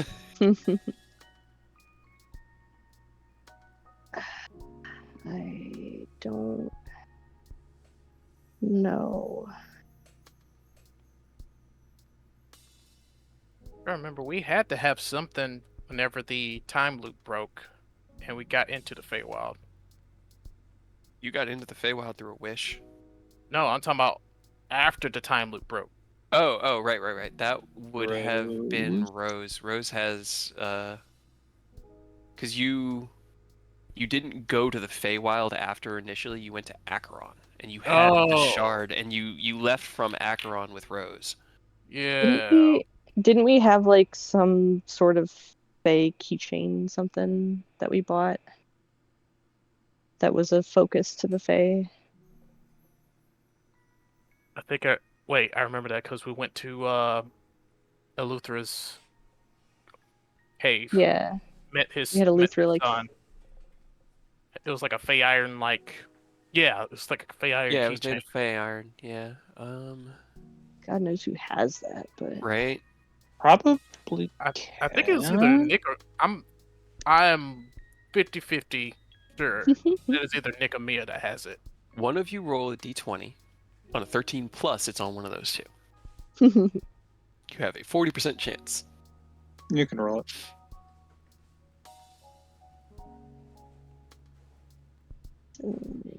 D20. Oops. No. D20. Okay. A 2. Aerith has it. You don't know why Aerith has it, but Aerith has it. Well, shit. It's just being used as a bookmark now. Right. Well, there goes that plan.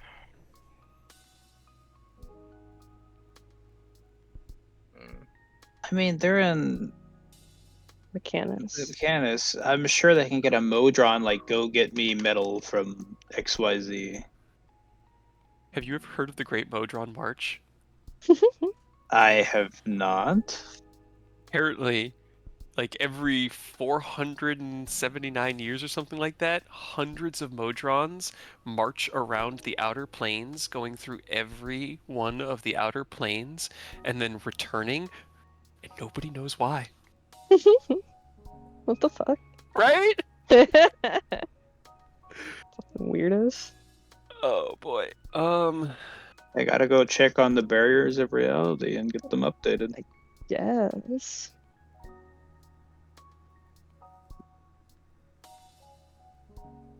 I mean, I guess we have Fey metal, but Right. Well, the question is either us getting to Mechanus or them getting here, which I don't think we can do either of those.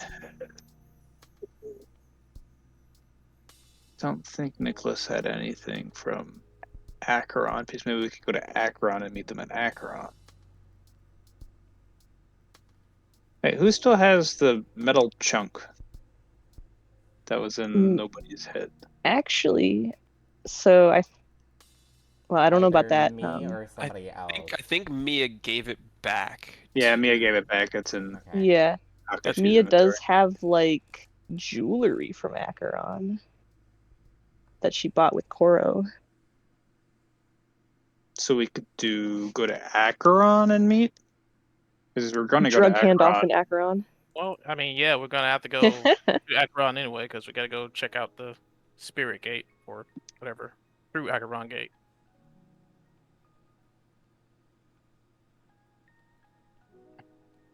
Oh, we could finally see the golden door. What happened to the Dale Land? It's fine. Yeah, we gotta do We're- that after the golden door. Why is your thing What? more important? They're just chilling. Well, I mean, it Why was the involves- Feywild more important than the golden door? Because we knew Rose longer than you. Wow. Ouch. Wow. Got him. I think I like Rose more than you know. I win either way. Do you though? Sure. I think we've forgiven each other for me shooting her. Enough that Rose didn't tell you to fuck off when they actually talked about feelings. They did. That was true. You hear the reply in your mind, Ken, as clear as a bell, with her beautiful and joy-filled voice. Unfortunately, she doesn't have something from the Feywild, but So I guess we'll have to meet up at the material. Okay, let me go. Rose is having a moment with Taz. yep, Rose is out on a walkie. I guess I'll just hang out and wait for them to get back and let them know the Okay. news. Aerith, Okay. you... Oh, wait, sorry. Sorry, I was gonna say I can't remember. It was the tuning fork with plane shift that was given to Takashi. Was that to the back to the material or to Mhm. Yeah. Acheron? Yeah, the tuning It was fork was the- used for The material plane. Gotcha. Yeah, we got that from Anons. Gotcha. Speaking of going somewhere, I'm going to the bathroom. Within the book dimension, you continued the same research you were working on earlier, Aerith. Yes. Okay, roll me an investigation with advantage. As you head back in and walk over to that corner where the book had tucked itself away so neatly, you find that it's a different bookshelf now. Different books here. You kind of like scan it and scratch your head. You close your eyes and you imagine the name and the title. You open one eye and look around, but none of the bookshelves move. None of them adjust. And you kind of just wander down the 60-foot or so wide library wall, running your finger along the book spines, looking for one that's familiar, but none of them jump out to you, either literally or metaphorically. I check my tome to see if Agma answered me. Okay. You flip back to that page. You had put... Okay, so what had you written? Because he had the question of where did you find this, and then on the next page you had talked about the life crystal. I did answer him saying the archivist key. Okay. I wasn't sure what the sequence of events were on that. It sounded like you were waiting to hear back from him first on the life crystal. Well, yeah, after writing out my question about the life crystal, I then answered his question where I found the book. Okay. Let me roll something here really quick. Okay. There's still been no answer. He's ignoring What did you do, Aerith? you. Pissed him off. Now he's mad. I know. Mad. Mad. He's affecting my work. He's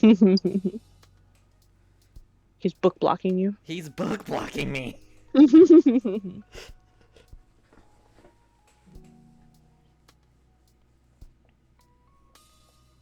I wanted to wait for Ken to get back for the bathroom so he could do his training because it's a really good idea while he has this time. Right. Don't so forget. I'm actually going to go use the bathroom myself. I'll be back. Okay. That's fair. Continue folding my laundry.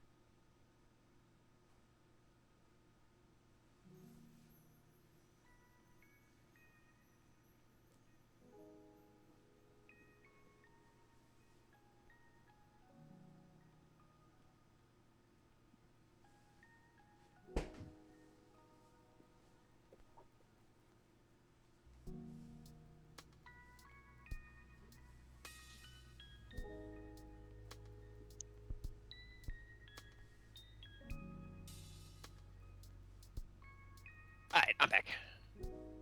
Welcome back. Is Ken returned? You. Ah, no. No, no. He So I must be suppose I can- pooping. No. I'm gonna go pee too then.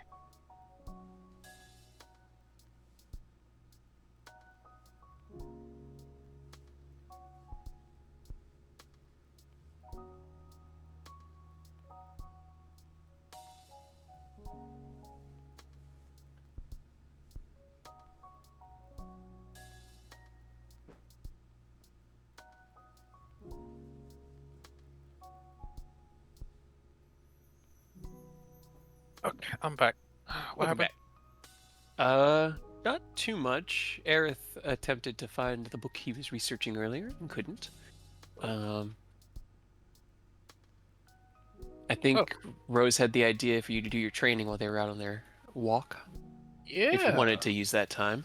Might as well. So I'm at an impasse because I can continue training my gift of metallic dragon, or I can get my final vanguard action. Mm-hmm. You know what? Let's just finish this up. Let's get this last vanguard action. That was wisdom check. Yes, I think so. All right. Flash of Genius. Okay. Get your normal. Okay. 17. 17. 17's good. You close your eyes, kind of expand your senses, and you hear the low conversation and laughter in the next room. You can hear the tea kind of swirling around as Takashi sips it and stares into the fire out the window at the Feywild. But you let all that go, and in that moment you retreat into that spiraling platinum vortex of energy that exists at the core of your being. And there you reach out with your mind to the constellation of stars, this sequence of pinpoints in the distance, and that last one that still lays dim and dormant. Hold on. You gotta just put up notes.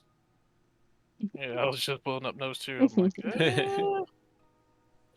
It's gotta be in. No, I remember where it is now.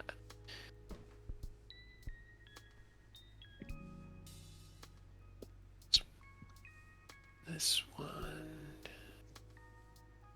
Okay, got it. Yeah. Okay. You reach out to Shatten, the final point of light in this asterism. And as you connect with Thief, you hear, "What is your bidding, Ascalon? I live to serve."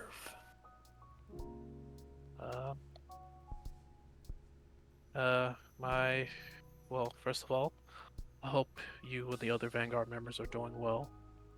Um, Everything's fine on my end. But my orders remain the same.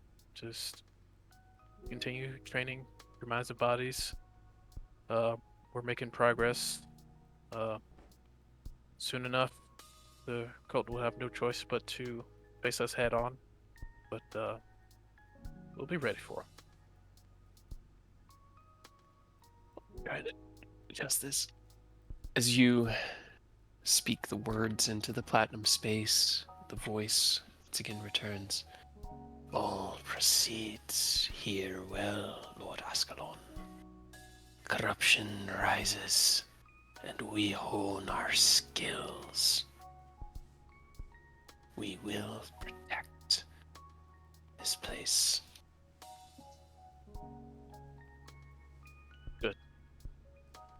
I believe in all of you, and I hope we'll be able to reunite in the near future.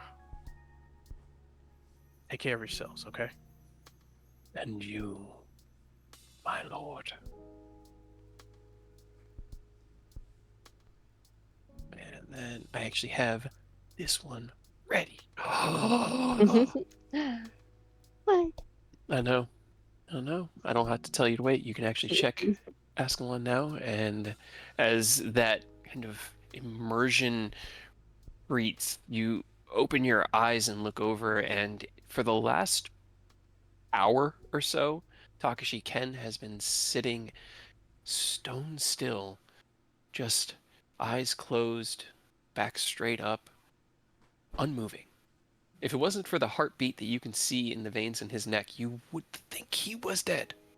But he opens his eyes, and there's a tiny little glow of platinum light behind them that fades away.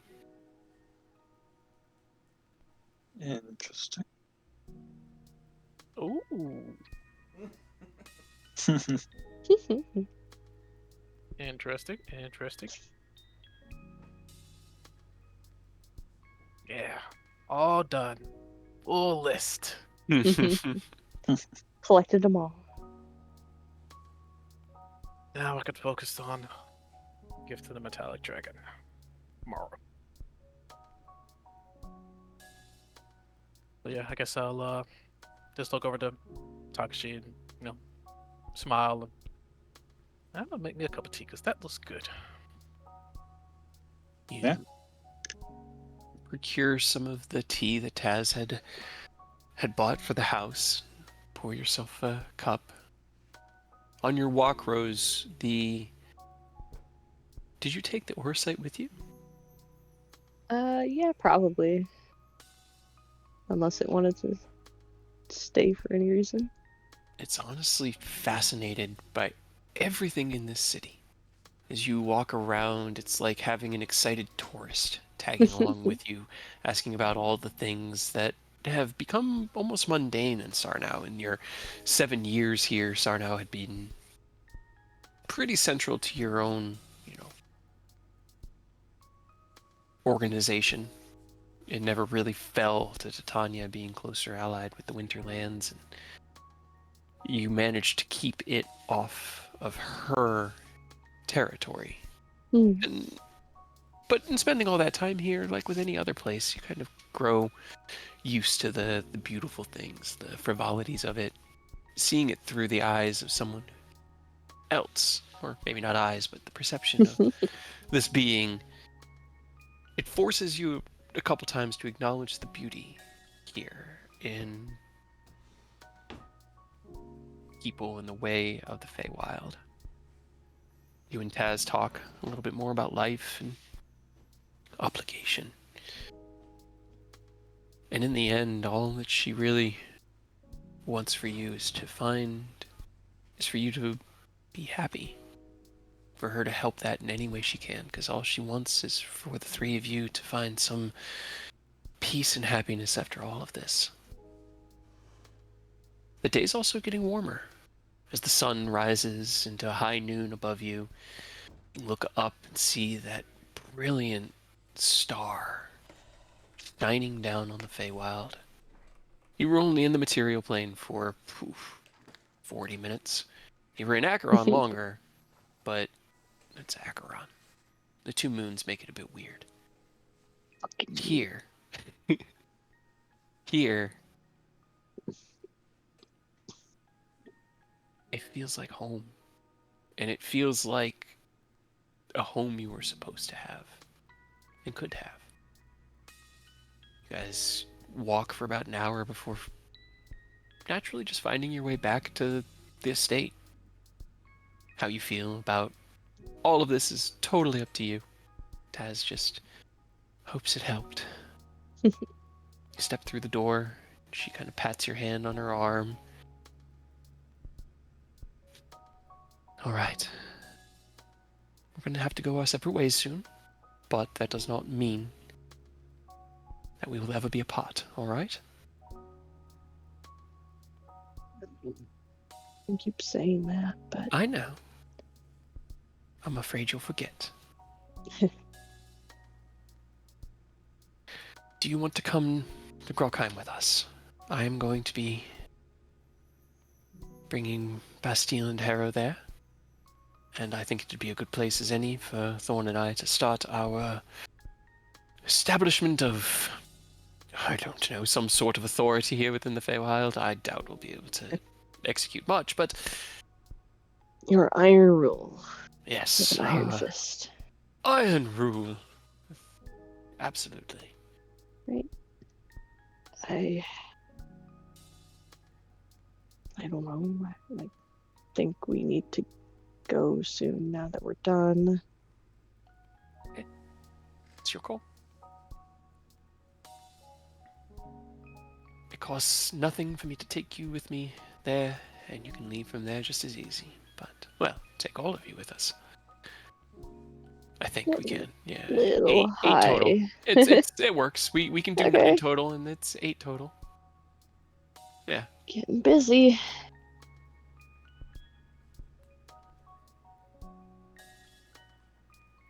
I Talk should it over. probably, talk with the others. Find me when you're ready. She just leans in, kisses you on the cheek, and then as you turn to look at her, she gives you a much more passionate kiss. Pulls you into a hug. Okay. Just squeezes you tightly. Ah. Lets you go and walks down the hall to Bastille's room. She opens the door, and you can hear Thorn's voice. We destroyed the whole bridge. Well, most of the bridge. Well, a section of the bridge. Enough that they could. And then the door closes behind him. What you doing? Rose kind of just sighs and presses their hands against their eyes for a second, and then heads to the dining hall. All right, some of you are here. That's a start. Oni will follow in behind you. You look over your shoulder, and he's just standing there, arms crossed, leaning against the wall, and he gives you a nod. Yep.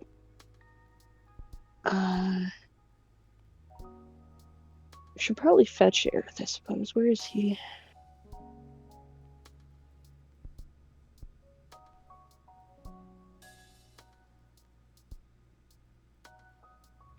No, right?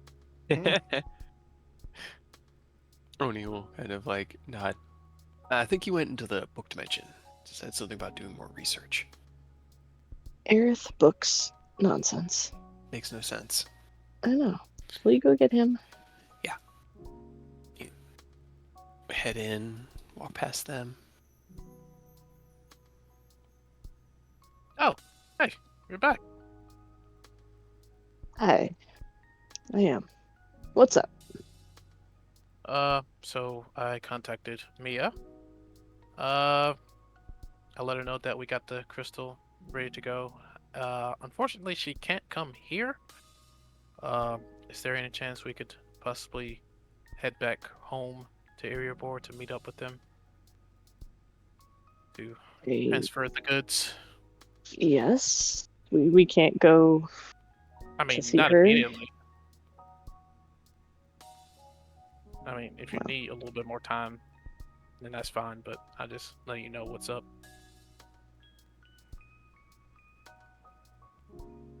I mean, we should probably get going. I've kept you all here long enough. Right? It feels like it's been a long time. I don't know how long it's been. I have very little concept of time anymore. Okay, I can tell you. Ken will know. Yep. Let's see. Where are my notes? Where are my notes? Where are my notes? Where are my notes? Probably been Chronological like information. 4 days. If that.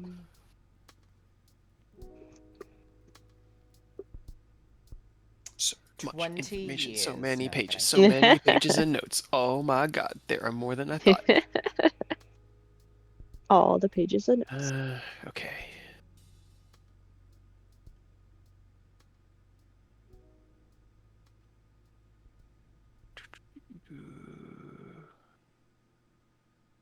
Where's the last date?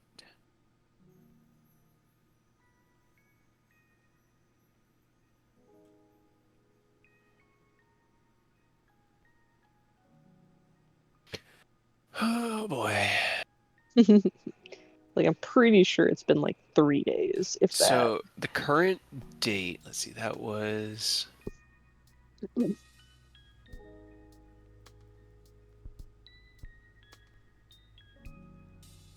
the war camps, and the next day would have been Titania. Night. So today is the 21st day of the 5th month. You return to them on the 13th. So it has been 8 days. Okay. It's not A bad. little over a week. That it feels like it's been Months? month. Yeah. Boy.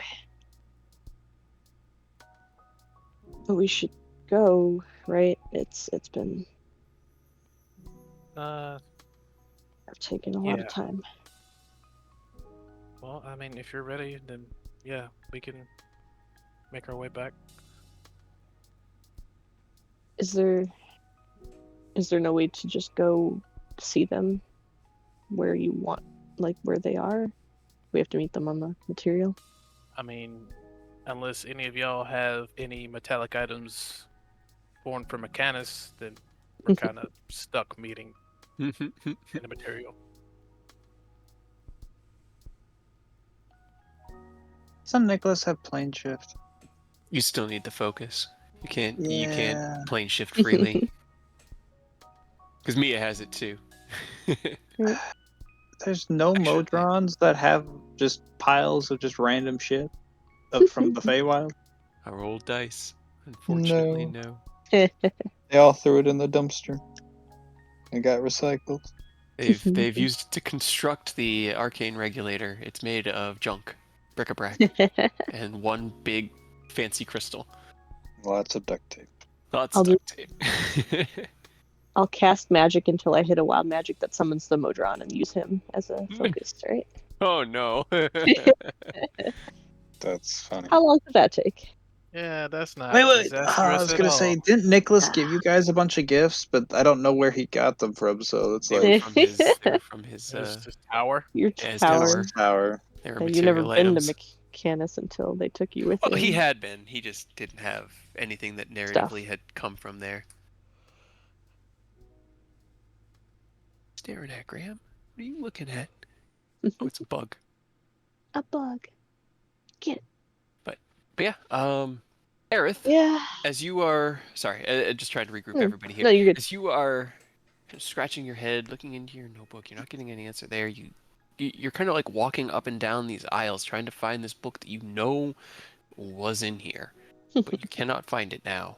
You hear the door open and close behind you. Yo, you in here? Yes. Everyone's grouping up, talking Having a about the book day. crisis. Quick question. Can you call forth a book that you know? Kind of like closes his eyes. Let's see.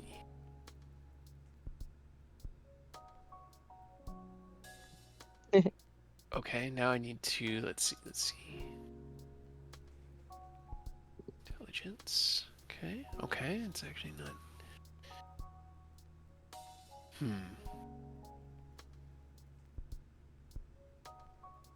He closes his eyes, and as he does, you look, and one of the round turnstiles in the middle of the library spins. And for a moment, you stop being able to track the books moving within it because it's spinning so fast, and then it comes to a stop, like a slow, like, thunk, and one book goes thunk. And Oni walks down. A thesis on the alignment of the gods. Yep.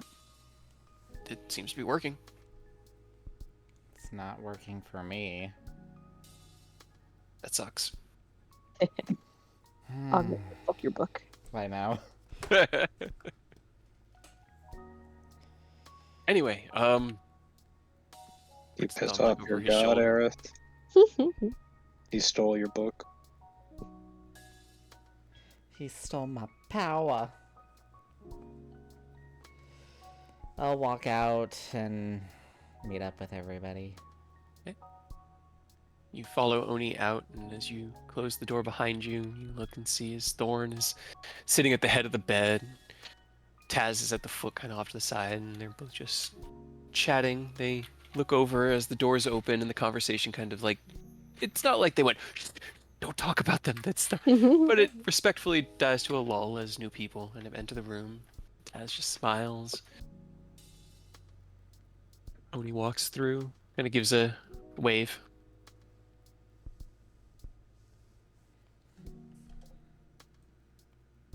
You just following through. Everybody groups back up out front, and as you close the door behind you, you can hear the conversation start to pick back up just ever so slightly. Just a little bit. You are all together. Hey. All right. So to repeat what I've told Rose, let Mia know that the crystal's ready. I was gonna have them meet us in here, but Mia doesn't have a focus to get here, so we're gonna have to go back home to meet with them for the transfer. Didn't we steal a bunch of Titania coins? There's no money in. Don't Well, actually, have no. money. They had the face Mhm. coins No, that the they were rolls. used as the favors, the trinkets. I don't know I if those got were them. metal. Yeah, I think Ken had them, and they were. I think they were made of fey iron, if I Okay. remember It correctly. was either that or wood, and I couldn't remember. Yeah. Yeah, there were metal coins. Okay. I was hoping that at least one of them had some. So I'm looking through my treasure list, and apparently, I have the Fey Metal keychain on this Yeah, list. there you go. There you go. That's where it's at. Right? You have Finger it. guns. So it doesn't help I her hear much. you. It's just one of those like, hey, it's not in the inventory list, so Yeah, I put it in my treasure list. I am a DM. I am a creator of problems, not solutions. It's also my life, but it's a lot less entertaining when it's in my life and not. In the game. Yeah. Alright, so we're headed to the material then? Yep. Pass off the crystal, and then what? Then We still, Acheron? yeah, we still need to go see about that door in Nakarad. Alright. How does Right. Mia not know sending? Because I don't. How did you not take sending? I. It's fine. Is it? It's not a. That's why. It's because it's not a sorcerer's I spell. thought it was. I knew there was a reason. No, bard, cleric, wizard. Oh, interesting. Okay. Right? Yeah. I was pretty sure it's because I couldn't, but I couldn't remember. That's kind of funny. Right? I'm gonna make sending stones, so she can call. So she can call more than once a day. So we can call twice a day. Ken's gonna Yeah. make the first cell phone. I mean, you joke, but again, in my treasure list, I have electrical engineering for dummies book. Yeah, I guess you could. I don't know Yeah. how you're gonna get radio waves through different planes, but Yeah, across the have at it. plains. Actually, that's a fair point. Okay, it goes through. You hear the creaky voice of Nicholas enter your mind, Ken, as the sending that he has sent. Actually did go through, because Nick has every spell, so he knows sending, can at least access it. Nick's calling. Hold on.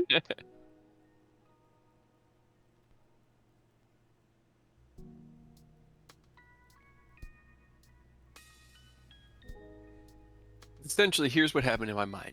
Mia talked to you, and then turned to Nick and went, I just talked to Ken. They got the crystal. It's ready. And Nick was like, that's fantastic. Where are we meeting them? She said, I don't know. On the material? And he was like, okay, we can do that. When? I don't know. I don't 1 second. I'll reach out. know.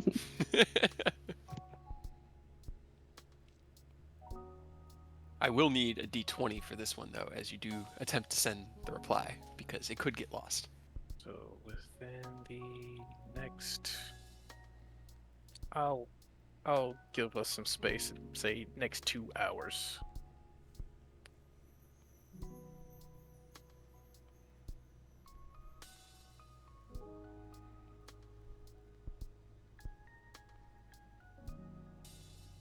Believe that random book name came up, Girls of the Eternal.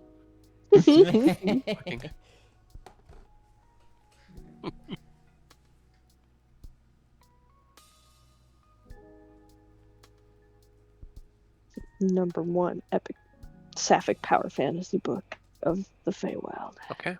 You send your message out, Ken, but you know Oh. that. Slash R 1d20. Eh. Come on. Okay. It's not a 1. It goes through. Yeah, it's just a 1. It's just on a 1. It doesn't work. Okay, thank God. Yeah, it's pretty easy. But when it's not, it's funny. Okay, you send your message out. No response from Nick, but you've at least given him a time frame, 2 hours. What you guys doing? What's the plan? I guess I'll want to go back in and guess don't want to like interrupt, but like walk in and do that, Yeah. You open the door and kind of poke your head in and clear your throat as Thorn is excitedly once again recounting the epic flight he took over Astrazalian. And Taz looks over to you with a smile on her face and goes, what's up, Ken? Hey everyone. So we're about to go. We got in contact with our resident super wizard, Nicholas. We're gonna get ready to head back to the material to meet them there and give them the crystal so they can start work or continue work on the restabilization project of magic. Didn't want to leave without saying bye. For now. Bye for now. Because all of you are invited to my future wedding. She just smiles. That sounds like a good idea. Go ahead and get that fancy rock where it needs to be, and try to get magic a little bit more stable. I'm very much looking forward to it. You deserve every happiness in the world, and I don't think Taz has met her yet. No, there wouldn't have been any reason or interaction or time in which they would have intersected. So, Yeah, now that I think about it, they have not met. nope. I am greatly looking forward to meeting her. You must be quite a wonderful girl.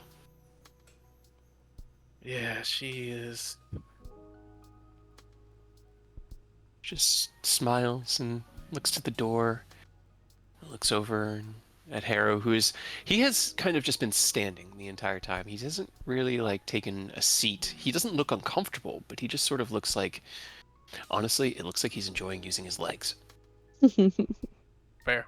And he kind of just like adjusts himself a little bit and nods. And... Thank you for everything that you have done, and apologies for my parts and our deceptions when we first met. Oh, water under the bridge. I understand you had a job to do. I mean, I won't fault you for that ever. And then he'll like reach out to shake Harold's hand. He's like, just I appreciate everything you've done as well. I mean, granted, you were, but He takes your hand, kind of firmly, as firm as somebody who's been dealing with atrophying muscles that can't actually die can. Shakes it.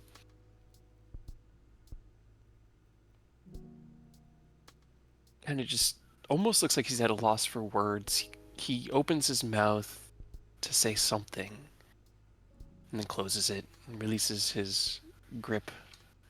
Take care of yourselves. And I'm looking forward to this wedding. They're always fun. Always enjoyable. oh yeah, it's gonna be great. You have we'll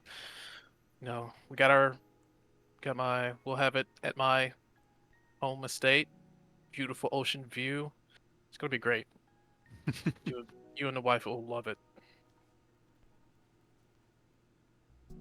It'll be And good to then, see the plane where Rose became who they are and grew up.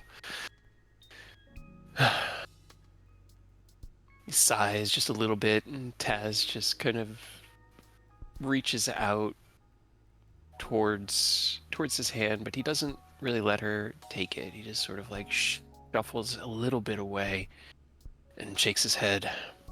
Sorry. Must be a little bit nervous of seeing Sarah again. It's been a long time. Taz nods. As soon as they're on their way, we'll get on ours. Get you home. I'm sure she's gonna be very excited to see you again. Looks at his hands.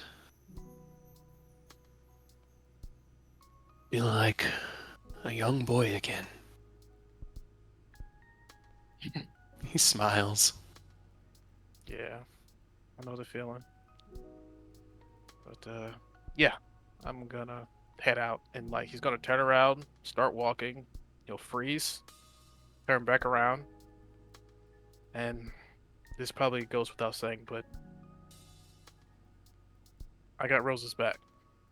I'm gonna make sure nothing happens to them. Orin kind of looks over at Taz, and Taz meets his gaze, and they nod. Thank you. I do feel comforted knowing that you're there, looking out for them. If there's ever anything we can do, you know where to find us. Make sure you grab a fork from the kitchen, okay? Just in case. I got it. She smiles, stands up from the bed, walks over to where you were, and pulls you into a hug.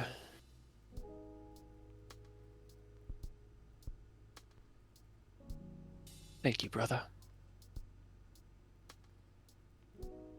Anytime, sis. Lets you go, steps back, sits back down on the bed. Roll me an insight check.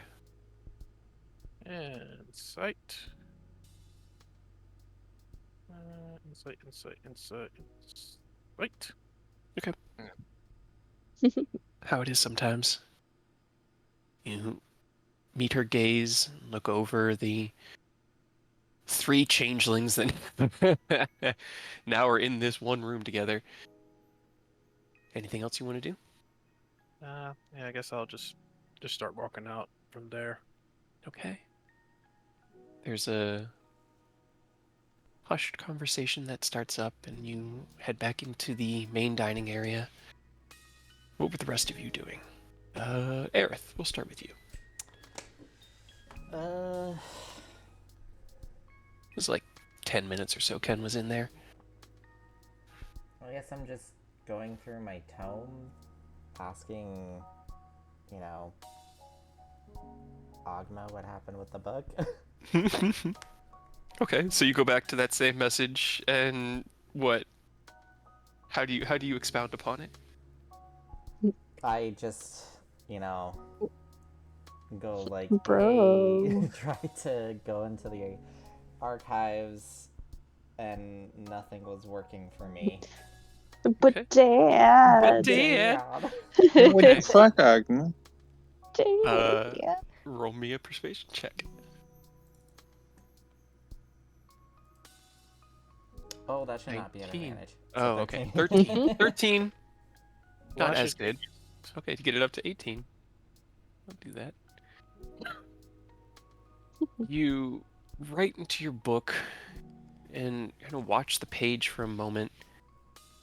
Nothing happens. There's this kind of like long pause. You spend about 10 minutes or so reopening the page and looking.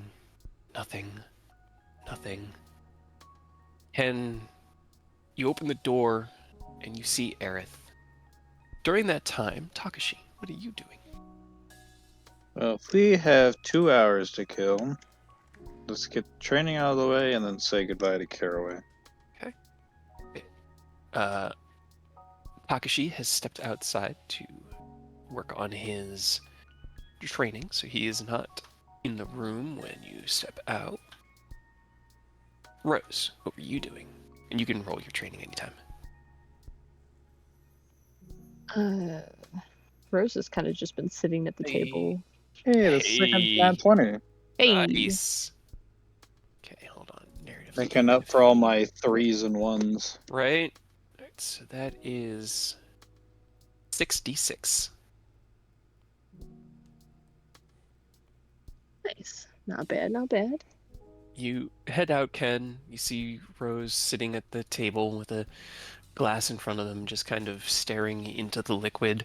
Aerith flipping through his book, and as he looks over his shoulder at you and you like meet that gaze and you ask him what's up, and he kind of explains it, you see his gaze kind of go slack. And Aerith, you feel a slight vibration on your wrists. Ken, you feel actually kind of within yourself. You feel this resonance that happens, and Aerith, you fall asleep. My head that just thunk on the table.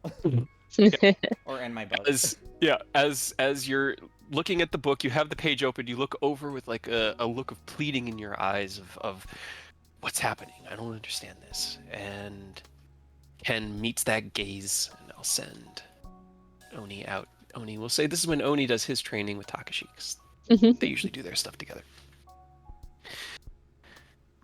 You feel that weight wash over you and onto the table. Ken, what do you do? I guess like go over and gently shake him. It's like, Shake him. He does not stir. Rose, what are you doing? Just look over from where they have the glass sitting at the table and just like raise an eyebrow. Just okay. It seems normal, right? Aerith, as the weight of unconsciousness overtakes you, circumventing your elven resistance to the need for sleep and knocking you down into a deep, deep nap, you feel a pressure against your face, something hard and wooden that you're kind of slack-jawed against, and you snap yourself back to awakeness, and you sit up and find that you are in a cubicle desk. You look around, and you are back in that massive lecture hall that seems to stretch out in an arc in every direction, and deep, deep in the distance before you, a single robed figure with long white hair and a beard stands behind a table and has a chalkboard behind him.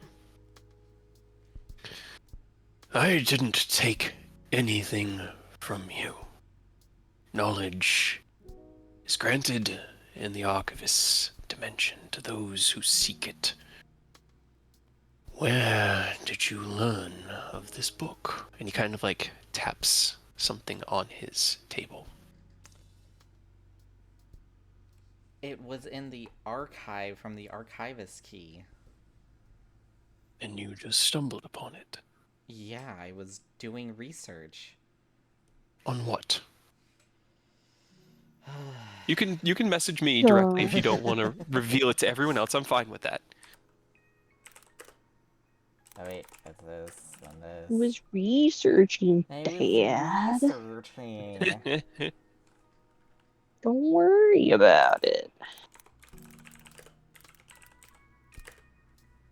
It's meddling in dark forces. That's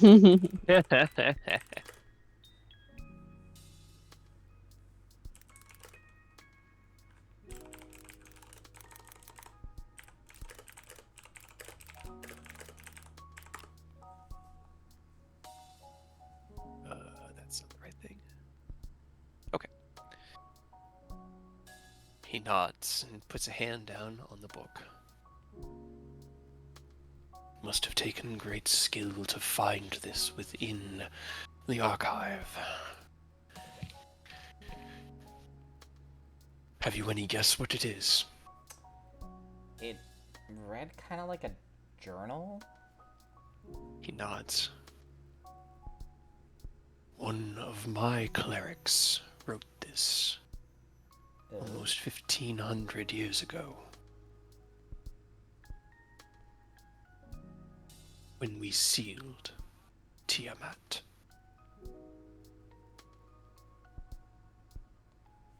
He turns the book. It may be able to help you. The knowledge contained within could be dangerous. If you find yourself open to your enemy, secrets could be revealed. Do you wish to know them? I do. He nods. And as he flicks his wrist, the book appears on your table. I pick it up. You hold it in your hand and it feels somehow more physical, more real. And I will type up and send you what is written in there between games. Okay. Because it's going to be a bit like... it'll be more fun for you to reveal it to everyone else, I'll say. Yes, it But will. as you kind of go through this process, you feel like you're in this lecture hall for almost 4 hours. You're talking to him, you ask questions, and it goes into the detail of how the seal was created within the Well of Dragons. He describes to you the keys that were utilized in its forging. And they sound somewhat familiar. I'll send you a whisper here. I'll actually send it in Discord, so it's truly behind the scenes. Do a Mr. whisper. records everything. How long is he out on our end? Only a few moments, maybe Okay. 10 minutes or so at most. Okay. If it's 10 minutes, I would have. Rose is gonna. They'll sit like elbows on the table, glass in one hand, and I'm gonna detect thoughts on him. Okay. I Roll was gonna me, draw like a mustache on him. Yes, also that. roll me a charisma check.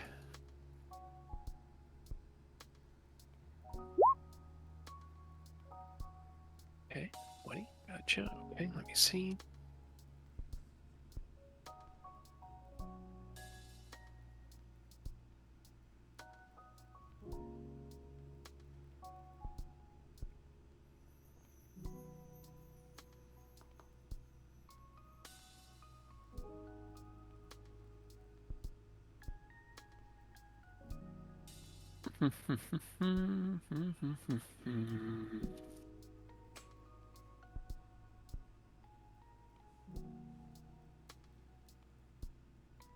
That's not what I need.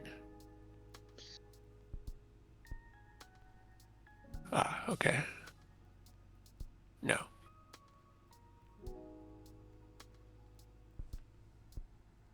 There we go. Aha.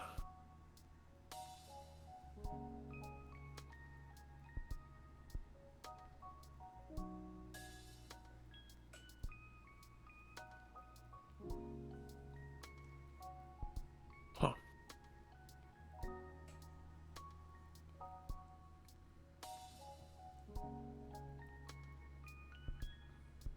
Sorry, I'm reading about something I wasn't necessarily prepared for. So I am prepping the narrative in my mind to be able to play it correctly.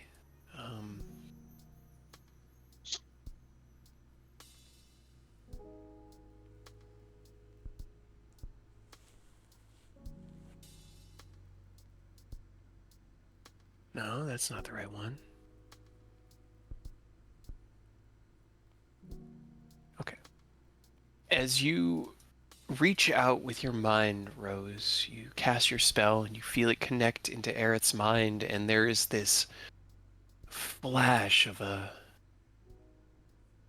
grand palace in the middle of a wide open forest.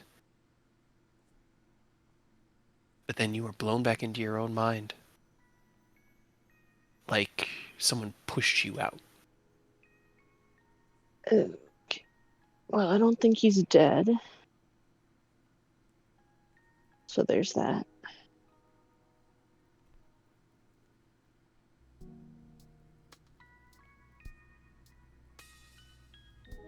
I'll just look over at Ken and kind of just shrug. Yeah. I mean, they seem fine physically. I mean, maybe they're having a chat with their patron. I don't know. I hope that's it. Guess I'll just sit down and like observe him until he wakes up.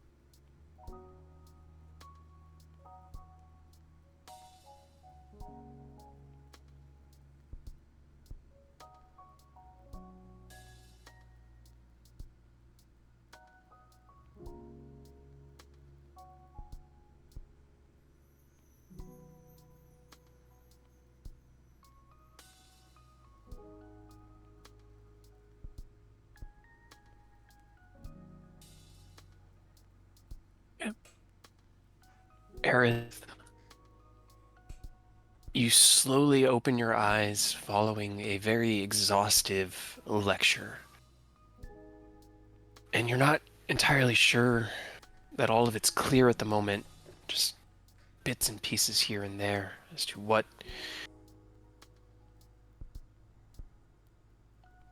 must be done. You pick your head up off the table, and there's a tiny bit of like drool that you wipe from the side of your cheek. And look over, and Ken and Rose are looking very concerned in your direction. You're good, Sleeping Beauty. Yes. Didn't sound very sure. What was that about? Something with my patron. Called it. Yeah, right. God stuff. Is he Yeah. mad? He was just questioning things. And a bit Madly? perplexed. Madly? He wasn't angry. At least I couldn't tell that he was. No, he wasn't angry. He started Concerned? concerned. Okay. He was concerned. He let you know that this knowledge is dangerous. That knowing it is dangerous. But when you said that you were up for that, he became a teacher. He was never like, not a jovial, friendly guy, but he explained carefully and concisely and tried to answer any questions you had as best he could.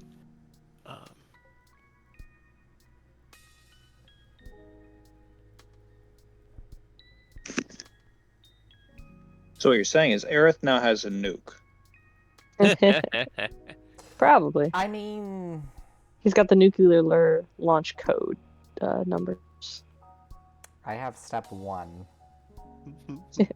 of the nuke. ish. Here he has the blueprints on how to make a nuke. Right? What's the worst that could happen?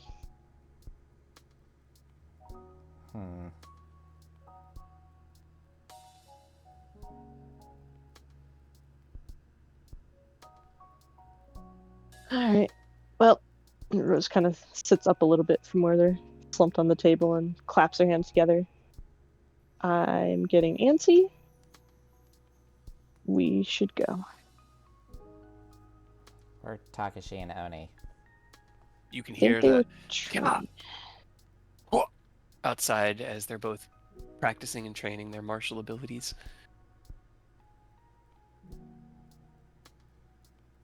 Okay. I guess let's get to it then. If you're okay, Aerith. Yeah, fine. Nope. All right.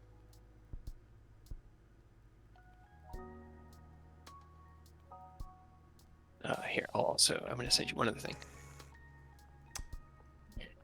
Excuse me. More launch codes. The second set of them. Use them wisely.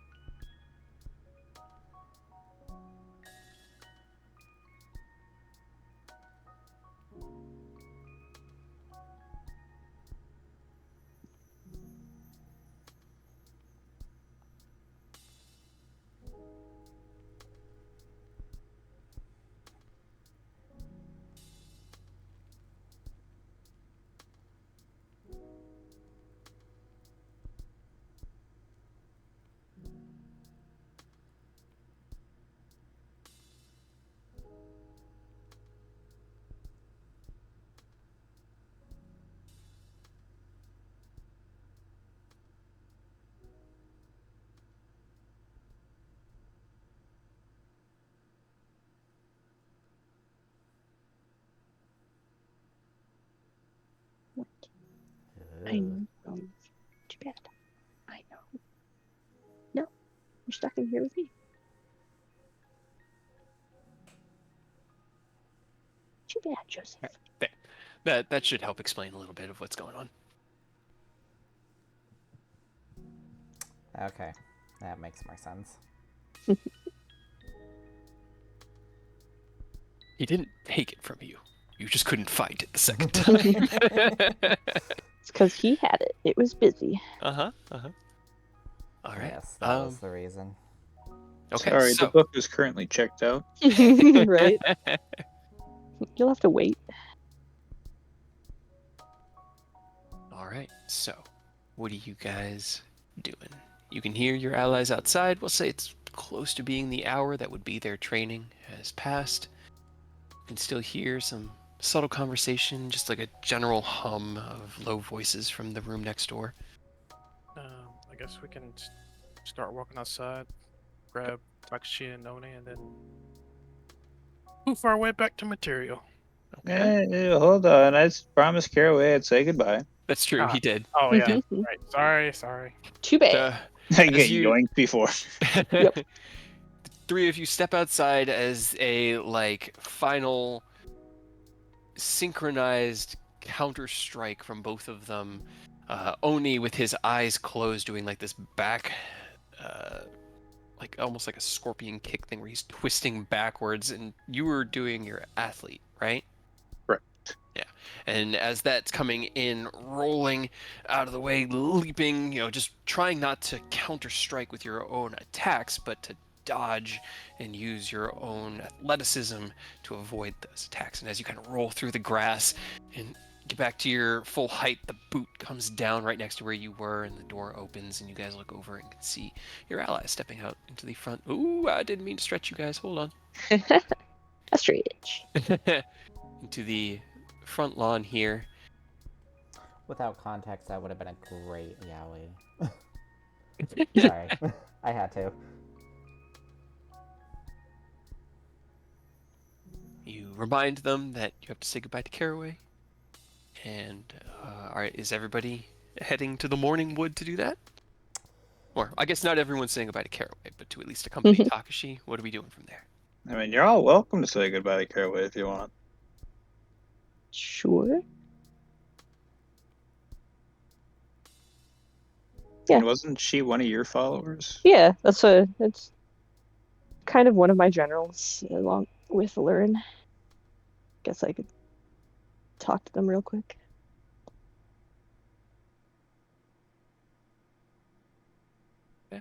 All right. So you're all heading there together. Correct. Never split the party. Never split the party. That's smart. That's very smart. Sure, we've Okay. never done Even that in the before. Feywild. Even in the Feywild where it's definitely super safe and nothing is wrong. Right. You actually, she would still probably be here. Actually, no, she stayed at Bastille's. Oh no.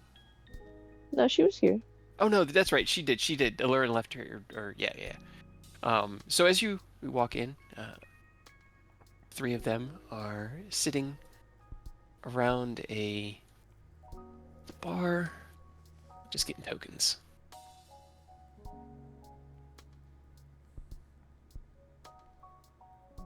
That's everybody that's here. I just need to get these guys over here. That's it. Okay.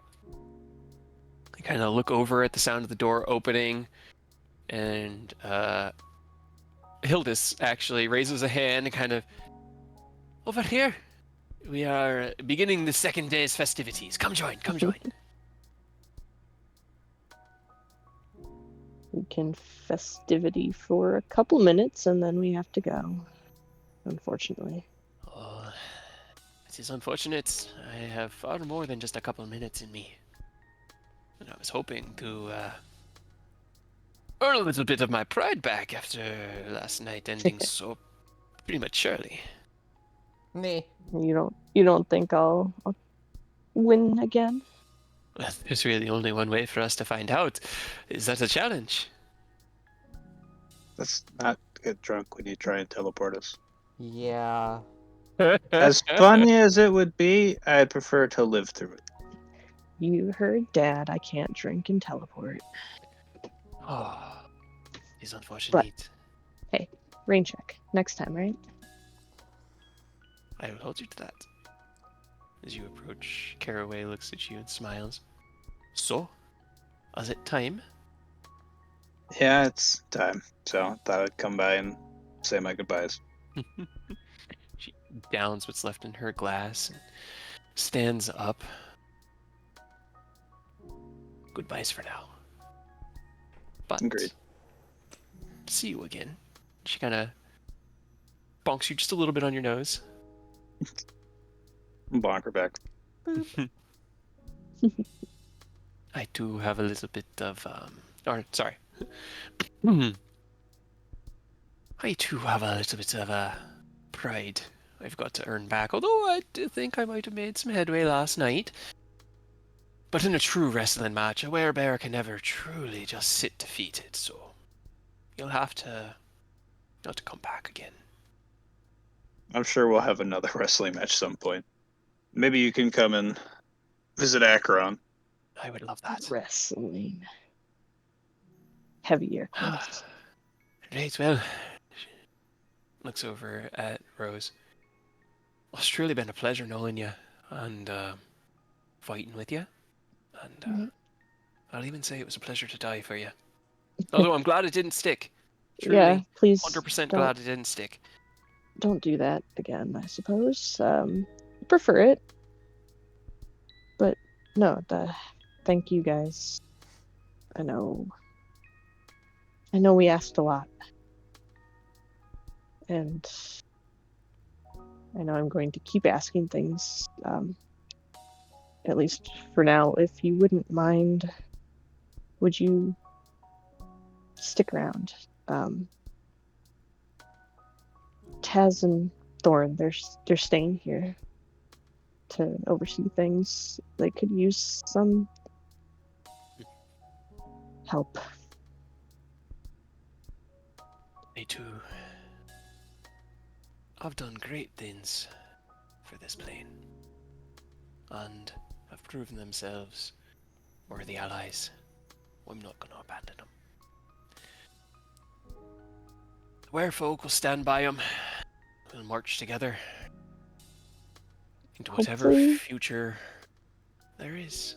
Hopefully there won't have to be any more marching. The peace part is hopefully gonna, stick around. I think it will this time. I think as Alurin kind of turns, I think the right change has finally been made. And he looks past you both and out the window, and I think the Feywild agrees. Don't worry. I'll help keep them safe. I'll look out for Thorn especially. Please do. I Look don't out know for what's gonna yourself. happen with that. Yeah.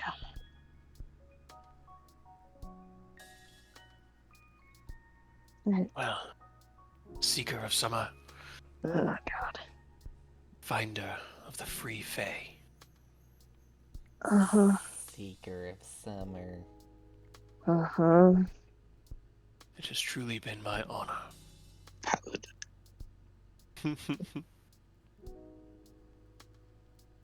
Never forget how strong you are. All that you have Alright. endured. Alright. Come on. Getting a little sappy here. There's a from Hildis, and she drinks a little bit more of her drink. Caraway just kind of looks over at you. He's not wrong, but he is also a sap. So, take care of yourself. Come home sometime, alright? And bring us to maybe Sears one day. I mean, you're always welcome. Yeah, Well- you're coming. Don't worry about it. Great. Right now, surprise, plane shift. Oh no! The two Well. companions you didn't mean to. You bring Hildis, Lauren, and And Caraway instead. Caraway. Oh my god, my brain would explode. That'd be pretty funny. Right, well, That's enough. I am bad at goodbyes, and I refuse. So, we'll be back. Wait, what about your parents? I'm bad at goodbyes, and I refuse. We're leaving. I was expecting wait. you to just plain shit. Remember to and play just the like, harp. Otherwise, she gets grumpy. Oh, yep. Actually, speaking of, it would actually be out on the seat next to her, and I'm beginning to be elucidated. I'm starting to learn, but still a beautiful harp, and it makes lovely music, and I haven't had such a lovely instrument in a long time. So she kind of like picks it up. How about another tune to see you all away? And she starts just plucking at the harp strings and then playing this kind of not slow, but like maybe 90 beat per minute kind of faster tune on the harp as it raises and falls through a series of endos. You listen to the music and kind of let it surround you as the conversation once again dies down to hear the beautiful tones of the Onstrith harp. Do you wait till she's done, or do you plane shift? What's the plan? No plane shift. Okay. As the music surrounds you guys, you gather together. Rose, you take out that piece of metal that had once been your dog tag. I'm starting to be confused. What happened with Rose's dog tag in its entirety? I know that it was marked as "Don't let them I charge think more things," but they always I think had they, it, right? I think they kept it, but Okay. Ken definitely had to deactivate it. Yeah, Got and then back. reactivate it. Okay. Do you have anything else that you use for your focus for the material, or that? I think it was Um, I think we use our tags for it. yeah, that You either that agree? or we had like a fork or something from the cafeteria too. But Mm-hmm. I got plenty of metal stuff from the material. Then what do you use? And Um, where is it? You know what? I'll just make this easy on everyone. I'll just use we can use justice. Oh wait, hold up. If I use justice, no, because that might have been Forge and Celestia, and we don't need to go there right to now. My Celestia. rapier. My rapier. I mean, Rose has items. Yeah, Like, I don't. you know, we've got things. I'm just narratively, I want to know what Rose chooses. And if you choose the pendant, like the dog tag, are you still wearing it, or do you take it out of a bag? No, they will still be wearing it. Okay. Yeah, I'll use that. That's just a direct line to home. Okay. And you fish out from under your shirt the Wanderers of Starlight It is beat all to hell. 80085 dog tag that has been beat all to hell. Hold it in your hand. Listen to the music one last time as it hits this kind of like crescendoing, almost like a bass drop, where You know, he wants to leave, and I don't want him to. But fine, fine. you He can't just me, hang out with me, Steven. right? activate the spell. You all feel as the music kind of freezes in the air as this dome of invisible glass forms around the group of you. And then it's almost like the reality beyond it gets pressed onto the glass, like you're in the middle of a snow globe looking out. And then it shatters, and you stand together, kind of linked by this magical thread in absolute darkness before those shards of glass spin and then reassemble. And as they click back together into that dome around you, reality presses itself into the distance. The dome fades away, and you find yourselves back in the main entrance to the Wanderers of Starlight. Or not Wanderers of Starlight. The Guardians of the Sword Coast. God, it's been so long. Guardians of the Sword Coast. I'm trying to actually find the freaking The Area Coast board Guard. map. Entry hall. And Chad sits behind his desk, mouth slightly agape, as you all just appear.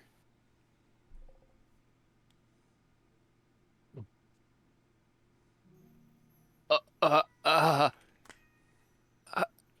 hi. Uh, welcome Hmm. back. Chad. Chad. Hey, buddy. And We just have looks. returned. Oh, there are so many of your tokens. You have. Hey. Well, welcome back. Did you need me to get Miss Emmeline? I mean, nah, it's fine. I'll compile a update, mission update. Actually, can I do that real quick while we wait for Nicholas and Mia to arrive? You can either hang out here in the entry hall, like the main Yeah, atrium, I can, or yeah, I can hang out here and do it. take out your parchment and pen and begin to kind of scrawl out your mission report. What are the rest of you doing? Rose takes like a deep, long breath and then lets it all out in a sigh. And then will like lean one hip against the desk. Just, Chad, you haven't changed. Rose, good to see you again. What have you been up to? Oh, kind of just looks down at his desk, which is now actually pretty well organized and neat. The pages are piled up in a much more presentable way than Emmeline had her big pile of chaos. He kind of just looks up and goes, I have been doing my job. How about you? How have you been? You know, fighting a war, trying not to die, saving plane of existence. You know, the usual. Right? I mean, that's what I'm told adventurers do. And he kind of just like forces a bit of a smile, looks past the group. Come on, you were supposed to be impressed. Roll me an insight check.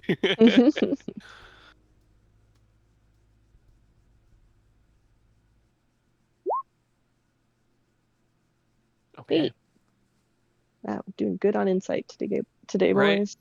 Yep. He definitely doesn't look impressed. He looks confused. And yeah, kind of just nods. I mean, plane of existence saved. That is very impressive. I'm not sorry. I wasn't trying to disregard it. So what brings everyone back? He looks past Rose. The rest of the party. They're very affronted. As he says that, and you stand very affronted, a voice enters your mind. I'm still trying to type out the sending, though.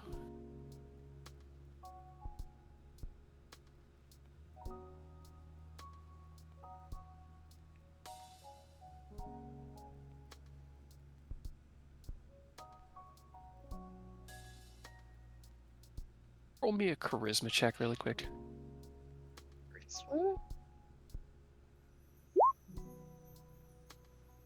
Okay. Could we be concerned? Probably. Wasn't good. 14.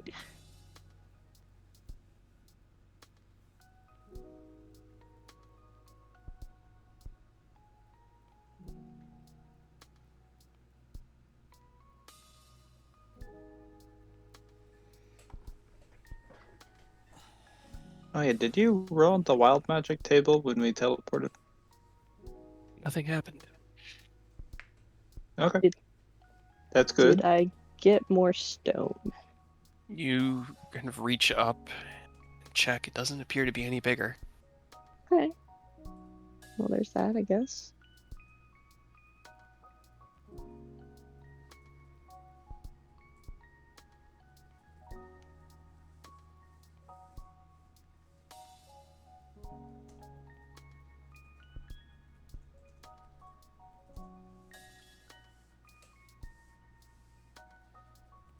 I think that's probably it. It just sort of tapers out.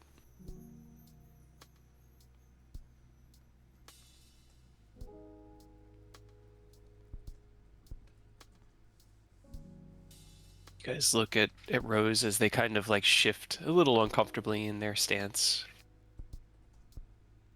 Chad looks past as Ken's writing up his report.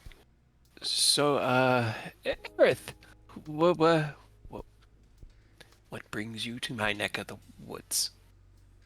Your neck of the woods. Where is this coming from? It's just, uh, Making small talk. Be nice with them. It was a valid question, but kind of like crunches a little bit down into himself. oops, sorry. It's fine. It's fine. Uh, Go ahead. we Time just. says something confidently, and you shut him down. I know. I'm sorry. What a dick. Don't start with me. I was gonna say Rose has no room to talk. Yeah. We just came back from the Feywild, so meeting up with some other friends. Kind of hopefully. like, okay. Well, your room is where it's always been. And if you need anything, just let me know. And as he kind of like squeaks that out, you hear the door open. These numbers just are not adding up. We are not going to be able to get down. Oh, hello everybody. As Hi. Koro enters the room holding a piece of parchment in her hands. How are you all? Dad, it's good to see you. Wasn't Your daughter expecting you works all. here now? Hmm? Your daughter works here now? It's safer than Akron at the moment. At the moment. Just for the moment. And, oh god, I'm just trying to pull this place into... It's fine. It's fine. I've got to talk to Miss Emmeline again. And Chad looks at her like, oh, she's so... Okay. She kind of just like walks over and puts a stack of papers down. I understand. The survey isn't good. Okay, I get it. We're nowhere near the underground streams. But what we could do is we could hire some mages, right? People that know magic. And maybe they could like carve something out. And you just see as Chad's hands go, like his head goes down and goes, this is not, no, I'm, he pushes himself back from the table. I'll go see if Emmeline's available. And he gets up and walks over to the door, knocks on her door. Miss Em, help. You hear Emmeline's voice inside. Come on in, Chad. He enters the room and closes the door behind him.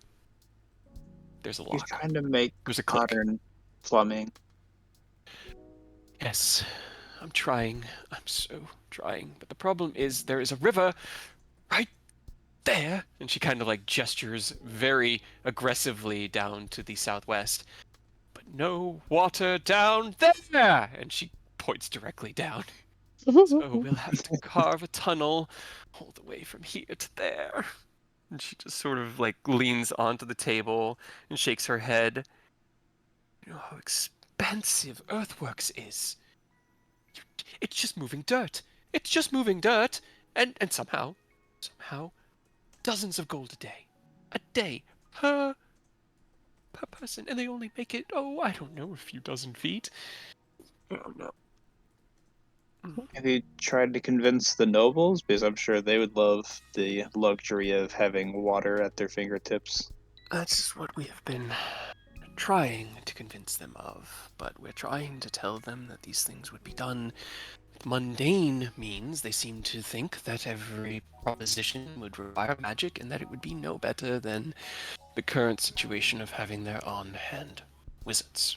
You see, the nobility use prestidigitation to clean their shit. Yeah, that sounds about right. Yeah, that sounds about right. She just sort of like leans her head against her hands and shakes her head. But at least it's kept me busy, and Emmeline has been a wonderful friend. So she looks over, smiles. How are you all? How was your trip? Eventful. Trying to think. How long have we been gone? Oh, I'm trying to remember. Okay, so like, I don't know if Koro has seen you since you left to go and start your investigations, because I don't think No. Yeah, But she no. has sending, so she does. You've been talking. yes. All right. So it's been a while since she saw Takashi. It's been a while since she saw anybody, really. I don't even know if she would have interacted some. Yeah, because Mia was there during the Acheron arc to help rescue Mhm. Koro from. Yeah. What? Rose? Rose does not know Koro at all. Oh, Okay. I thought we had okay. at some point like met once, but I don't remember. Maybe not. No, I don't think so. No. Yeah, No. Well, then but you've probably heard about her. yeah, even more excuse Yeah. then for Rose to have. Know nothing. Yeah, well, I was gonna say know nothing and also then not know what's going on, so they probably just followed after Chad. Okay, that was why he locked the door. So as Well, you followed you after can't him, stop me. as He's you learning. God He's damn it. learning. You're gonna use knock, aren't you? God damn it. Yeah. I'll silence knock it just so it won't be quite as loud, but yes. And I'm going to slip in and close and lock the door behind. Again. Okay, roll me a stealth check. As you follow after Chad, he opens the door and closes it in front of you, like makes eye contact with you through the crack of the door and closes it. Not slamming it in your face, but closes it. And Rude. then you hear the click of a padlock being flipped on the inside. You guys watch as Rose. You cast silence to mitigate the sound, right? I mean, I was going to, and then that's kind of a slight, so maybe I won't. Maybe you will. It's up to you. How do you enter? Yeah, fuck it. None of us gonna stop her. I mean, As you can all look certainly over, try. Takashi asks this. You watch Rose raise a hand, and as a sparkle of arcane power kind of twists around their hand, slams their fist against the door. Knock, knock, knock. Click. The door unlocks and opens. Rose enters. You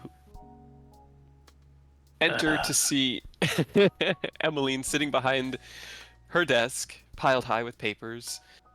Chad kind of looking a bit chagrined, wide-eyed, about 5 feet ahead of you, between you and Emmeline. Emmeline looks up and goes, "Rose, it's good to see you. Go ahead. Chad, you was forgot just... to wait for me before you locked the door. That was my bad.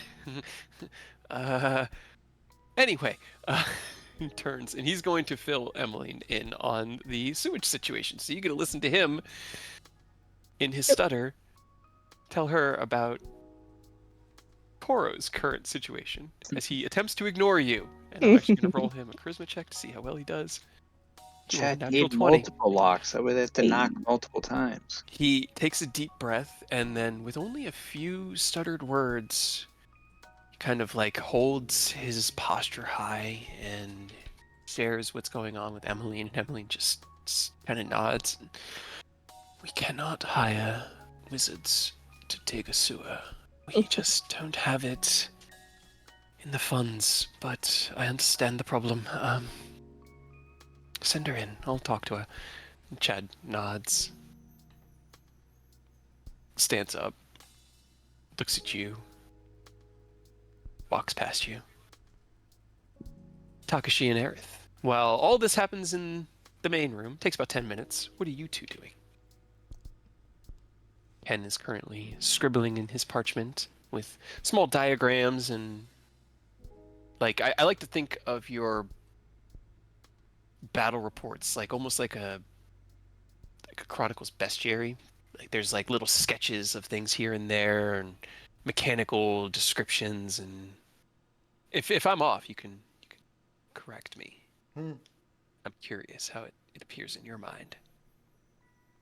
Yeah, no, it's like basic. Well, yeah, detailed report. It's like, yeah, look at like exhibit A1 for details on this scenario, and then yeah, kind of like how we did it with the last mission report.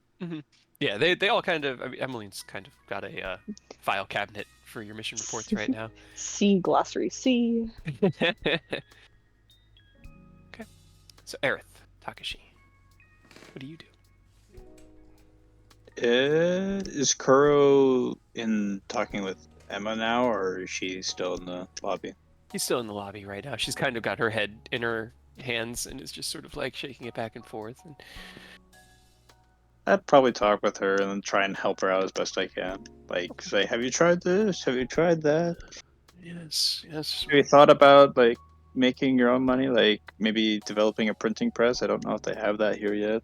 That would probably be a good way to make money. Uh,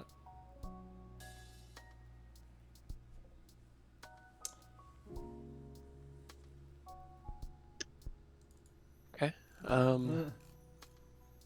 I don't have a printing press. At least nothing like what we had in Acheron. Mostly the tomes are chronicled by the monks of Ogma, coming from Candlekeep. But I knew how to use, a typewriter, but I didn't know how to build one. I barely know how the concepts of sewer. The museum that like the old school printing press, like medieval age printing press, the one with like the blocks. Mm-hmm. Yeah. You stamp it.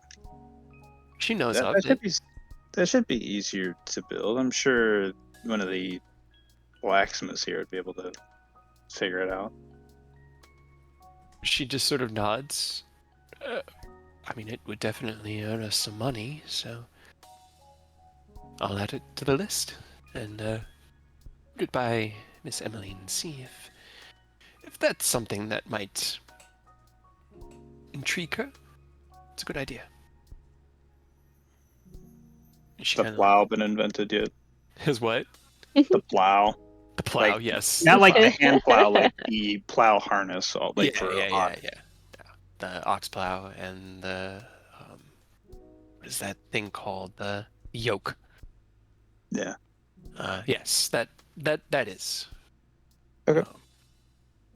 I'm just trying to think of like where, and I know you're trying to work out that too, where the development level would have ended. And I think that because magical copying is a lot easier and education is more for the elite, it appeals more to the magic, whereas the farmers would need to find their own mundane solutions for these things. Gotcha. Which is why some things are more advanced than others, stuff like that. That makes sense. Yeah. But she kind of just nods and goes, so how's Acheron?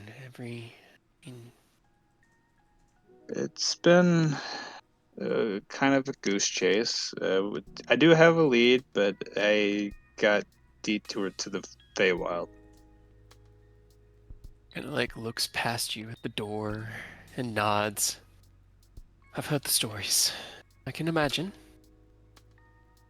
Yeah, fought a war there. Fought Titania. Didn't die. That was good. Yeah. It was decent. That's these aren't the normal things that you would hear, but That is impressive. And I see you've been keeping busy. Trying. It's mostly just trying to make myself more comfortable. Once this is all done and we can be sure that Acheron is safe, I will be glad to go home. I'll make sure that happens as soon as possible. Then. Thank you. As she says that, the door opens and she looks over and sees Chad and kind of like heads out and goes, "Okay, Miss M would like to speak with you. Rose, what do Rose you do locks the as door. Chad leaves?" Close the door behind him and lock it. Yeah. He sighs and shakes his head. Turns around, takes the key ring off his belt, unlocks the door. You watch as the padlock that you flips back, Well, that's not fair. turns the door handle. Coro looks at the two of you, nods. All right, wish me luck. And she's going to head on in there. Emmeline, you just hear Emmeline go, no, none of that. Just tell me Nope. what's on your mind. I'm not playing games today. As she walks past Rose through the open door that Dad is kind of like holding open, as you stand on opposite sides of the threshold, looking at Chad. What are you doing, Rose? I close it again. Okay. You close it. He nods, turns around, smiles at the two of you, looks at Ken, looks at the two of you again, looks over at Oni. Good luck. Oh, look at that. It's break time. Government mandated. And he's just gonna leave. Have a good break. He gives you the, like, doesn't look back wave. As he hurriedly, like, head kind of down, just power walks out of the guild hall and or out of the atrium and into the rest of the guild hall. He's gonna Poor guy. reconsider his career choices. You finish out your writings. Rose, you listen to a friendly but heated discussion about sewage systems and the expensive costs of hiring wizards to carve tunnels beneath the earth, as well as the logistical problem of carving a tunnel through a town, which Emmeline has to keep telling her that this Not town a good idea. is tiered, and that the guild Yeah. hall is on the highest tier, and that Yeah. the river is not just, a few hundred feet that way, but also a few hundred feet that way down. And Koro just shakes her head like, I understand, but I have seen vertical tunnels that have been carved that have, and she's very adamant about this. It's all about water pressure. You get a high enough water source, and then the mathematics is the water pressure comes down and builds pressure up, so water can flow up as long as it's not higher than the. Exactly. That's kind of like she gives a very basic explanation similar to that. What are you doing, Rose? Are you just listening to this? Yeah, just listening. Like they'll sit at one of the chairs on the other side of the desk for like guests, and just like sit back and put their feet up on the corner of M's desk and just like close their eyes. You're just They'll enjoying passively listen. the company of familiar friends and someone new. Okay. Well, unfortunately, Aerith just went to the bathroom as I was about to say we just hit our 4-hour mark. Oh, I was about to say why. What do you need? Well, what I was going to say is, as you finish up your notes there within the main atrium, Ken, you kind of fold up your mission report, the 4 or 5 pages, both sides, small script, a couple of diagrams added in here and there. Sigh, just not wearily, but just kind of in a whew way. And as you do, you see from the outside that which you've never really seen, as a shimmering dome of light and energy manifests in the middle of the room.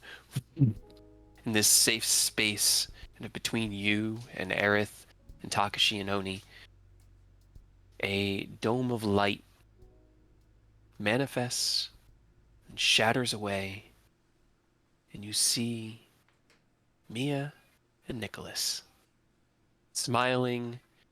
And as Mia looks around, she sees Aerith, she sees Takashi, she sees Oni, she doesn't see Ken.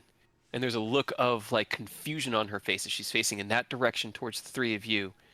And then her eyes go wide and she spins around and sees you sitting on the bench kind of behind and off to the side.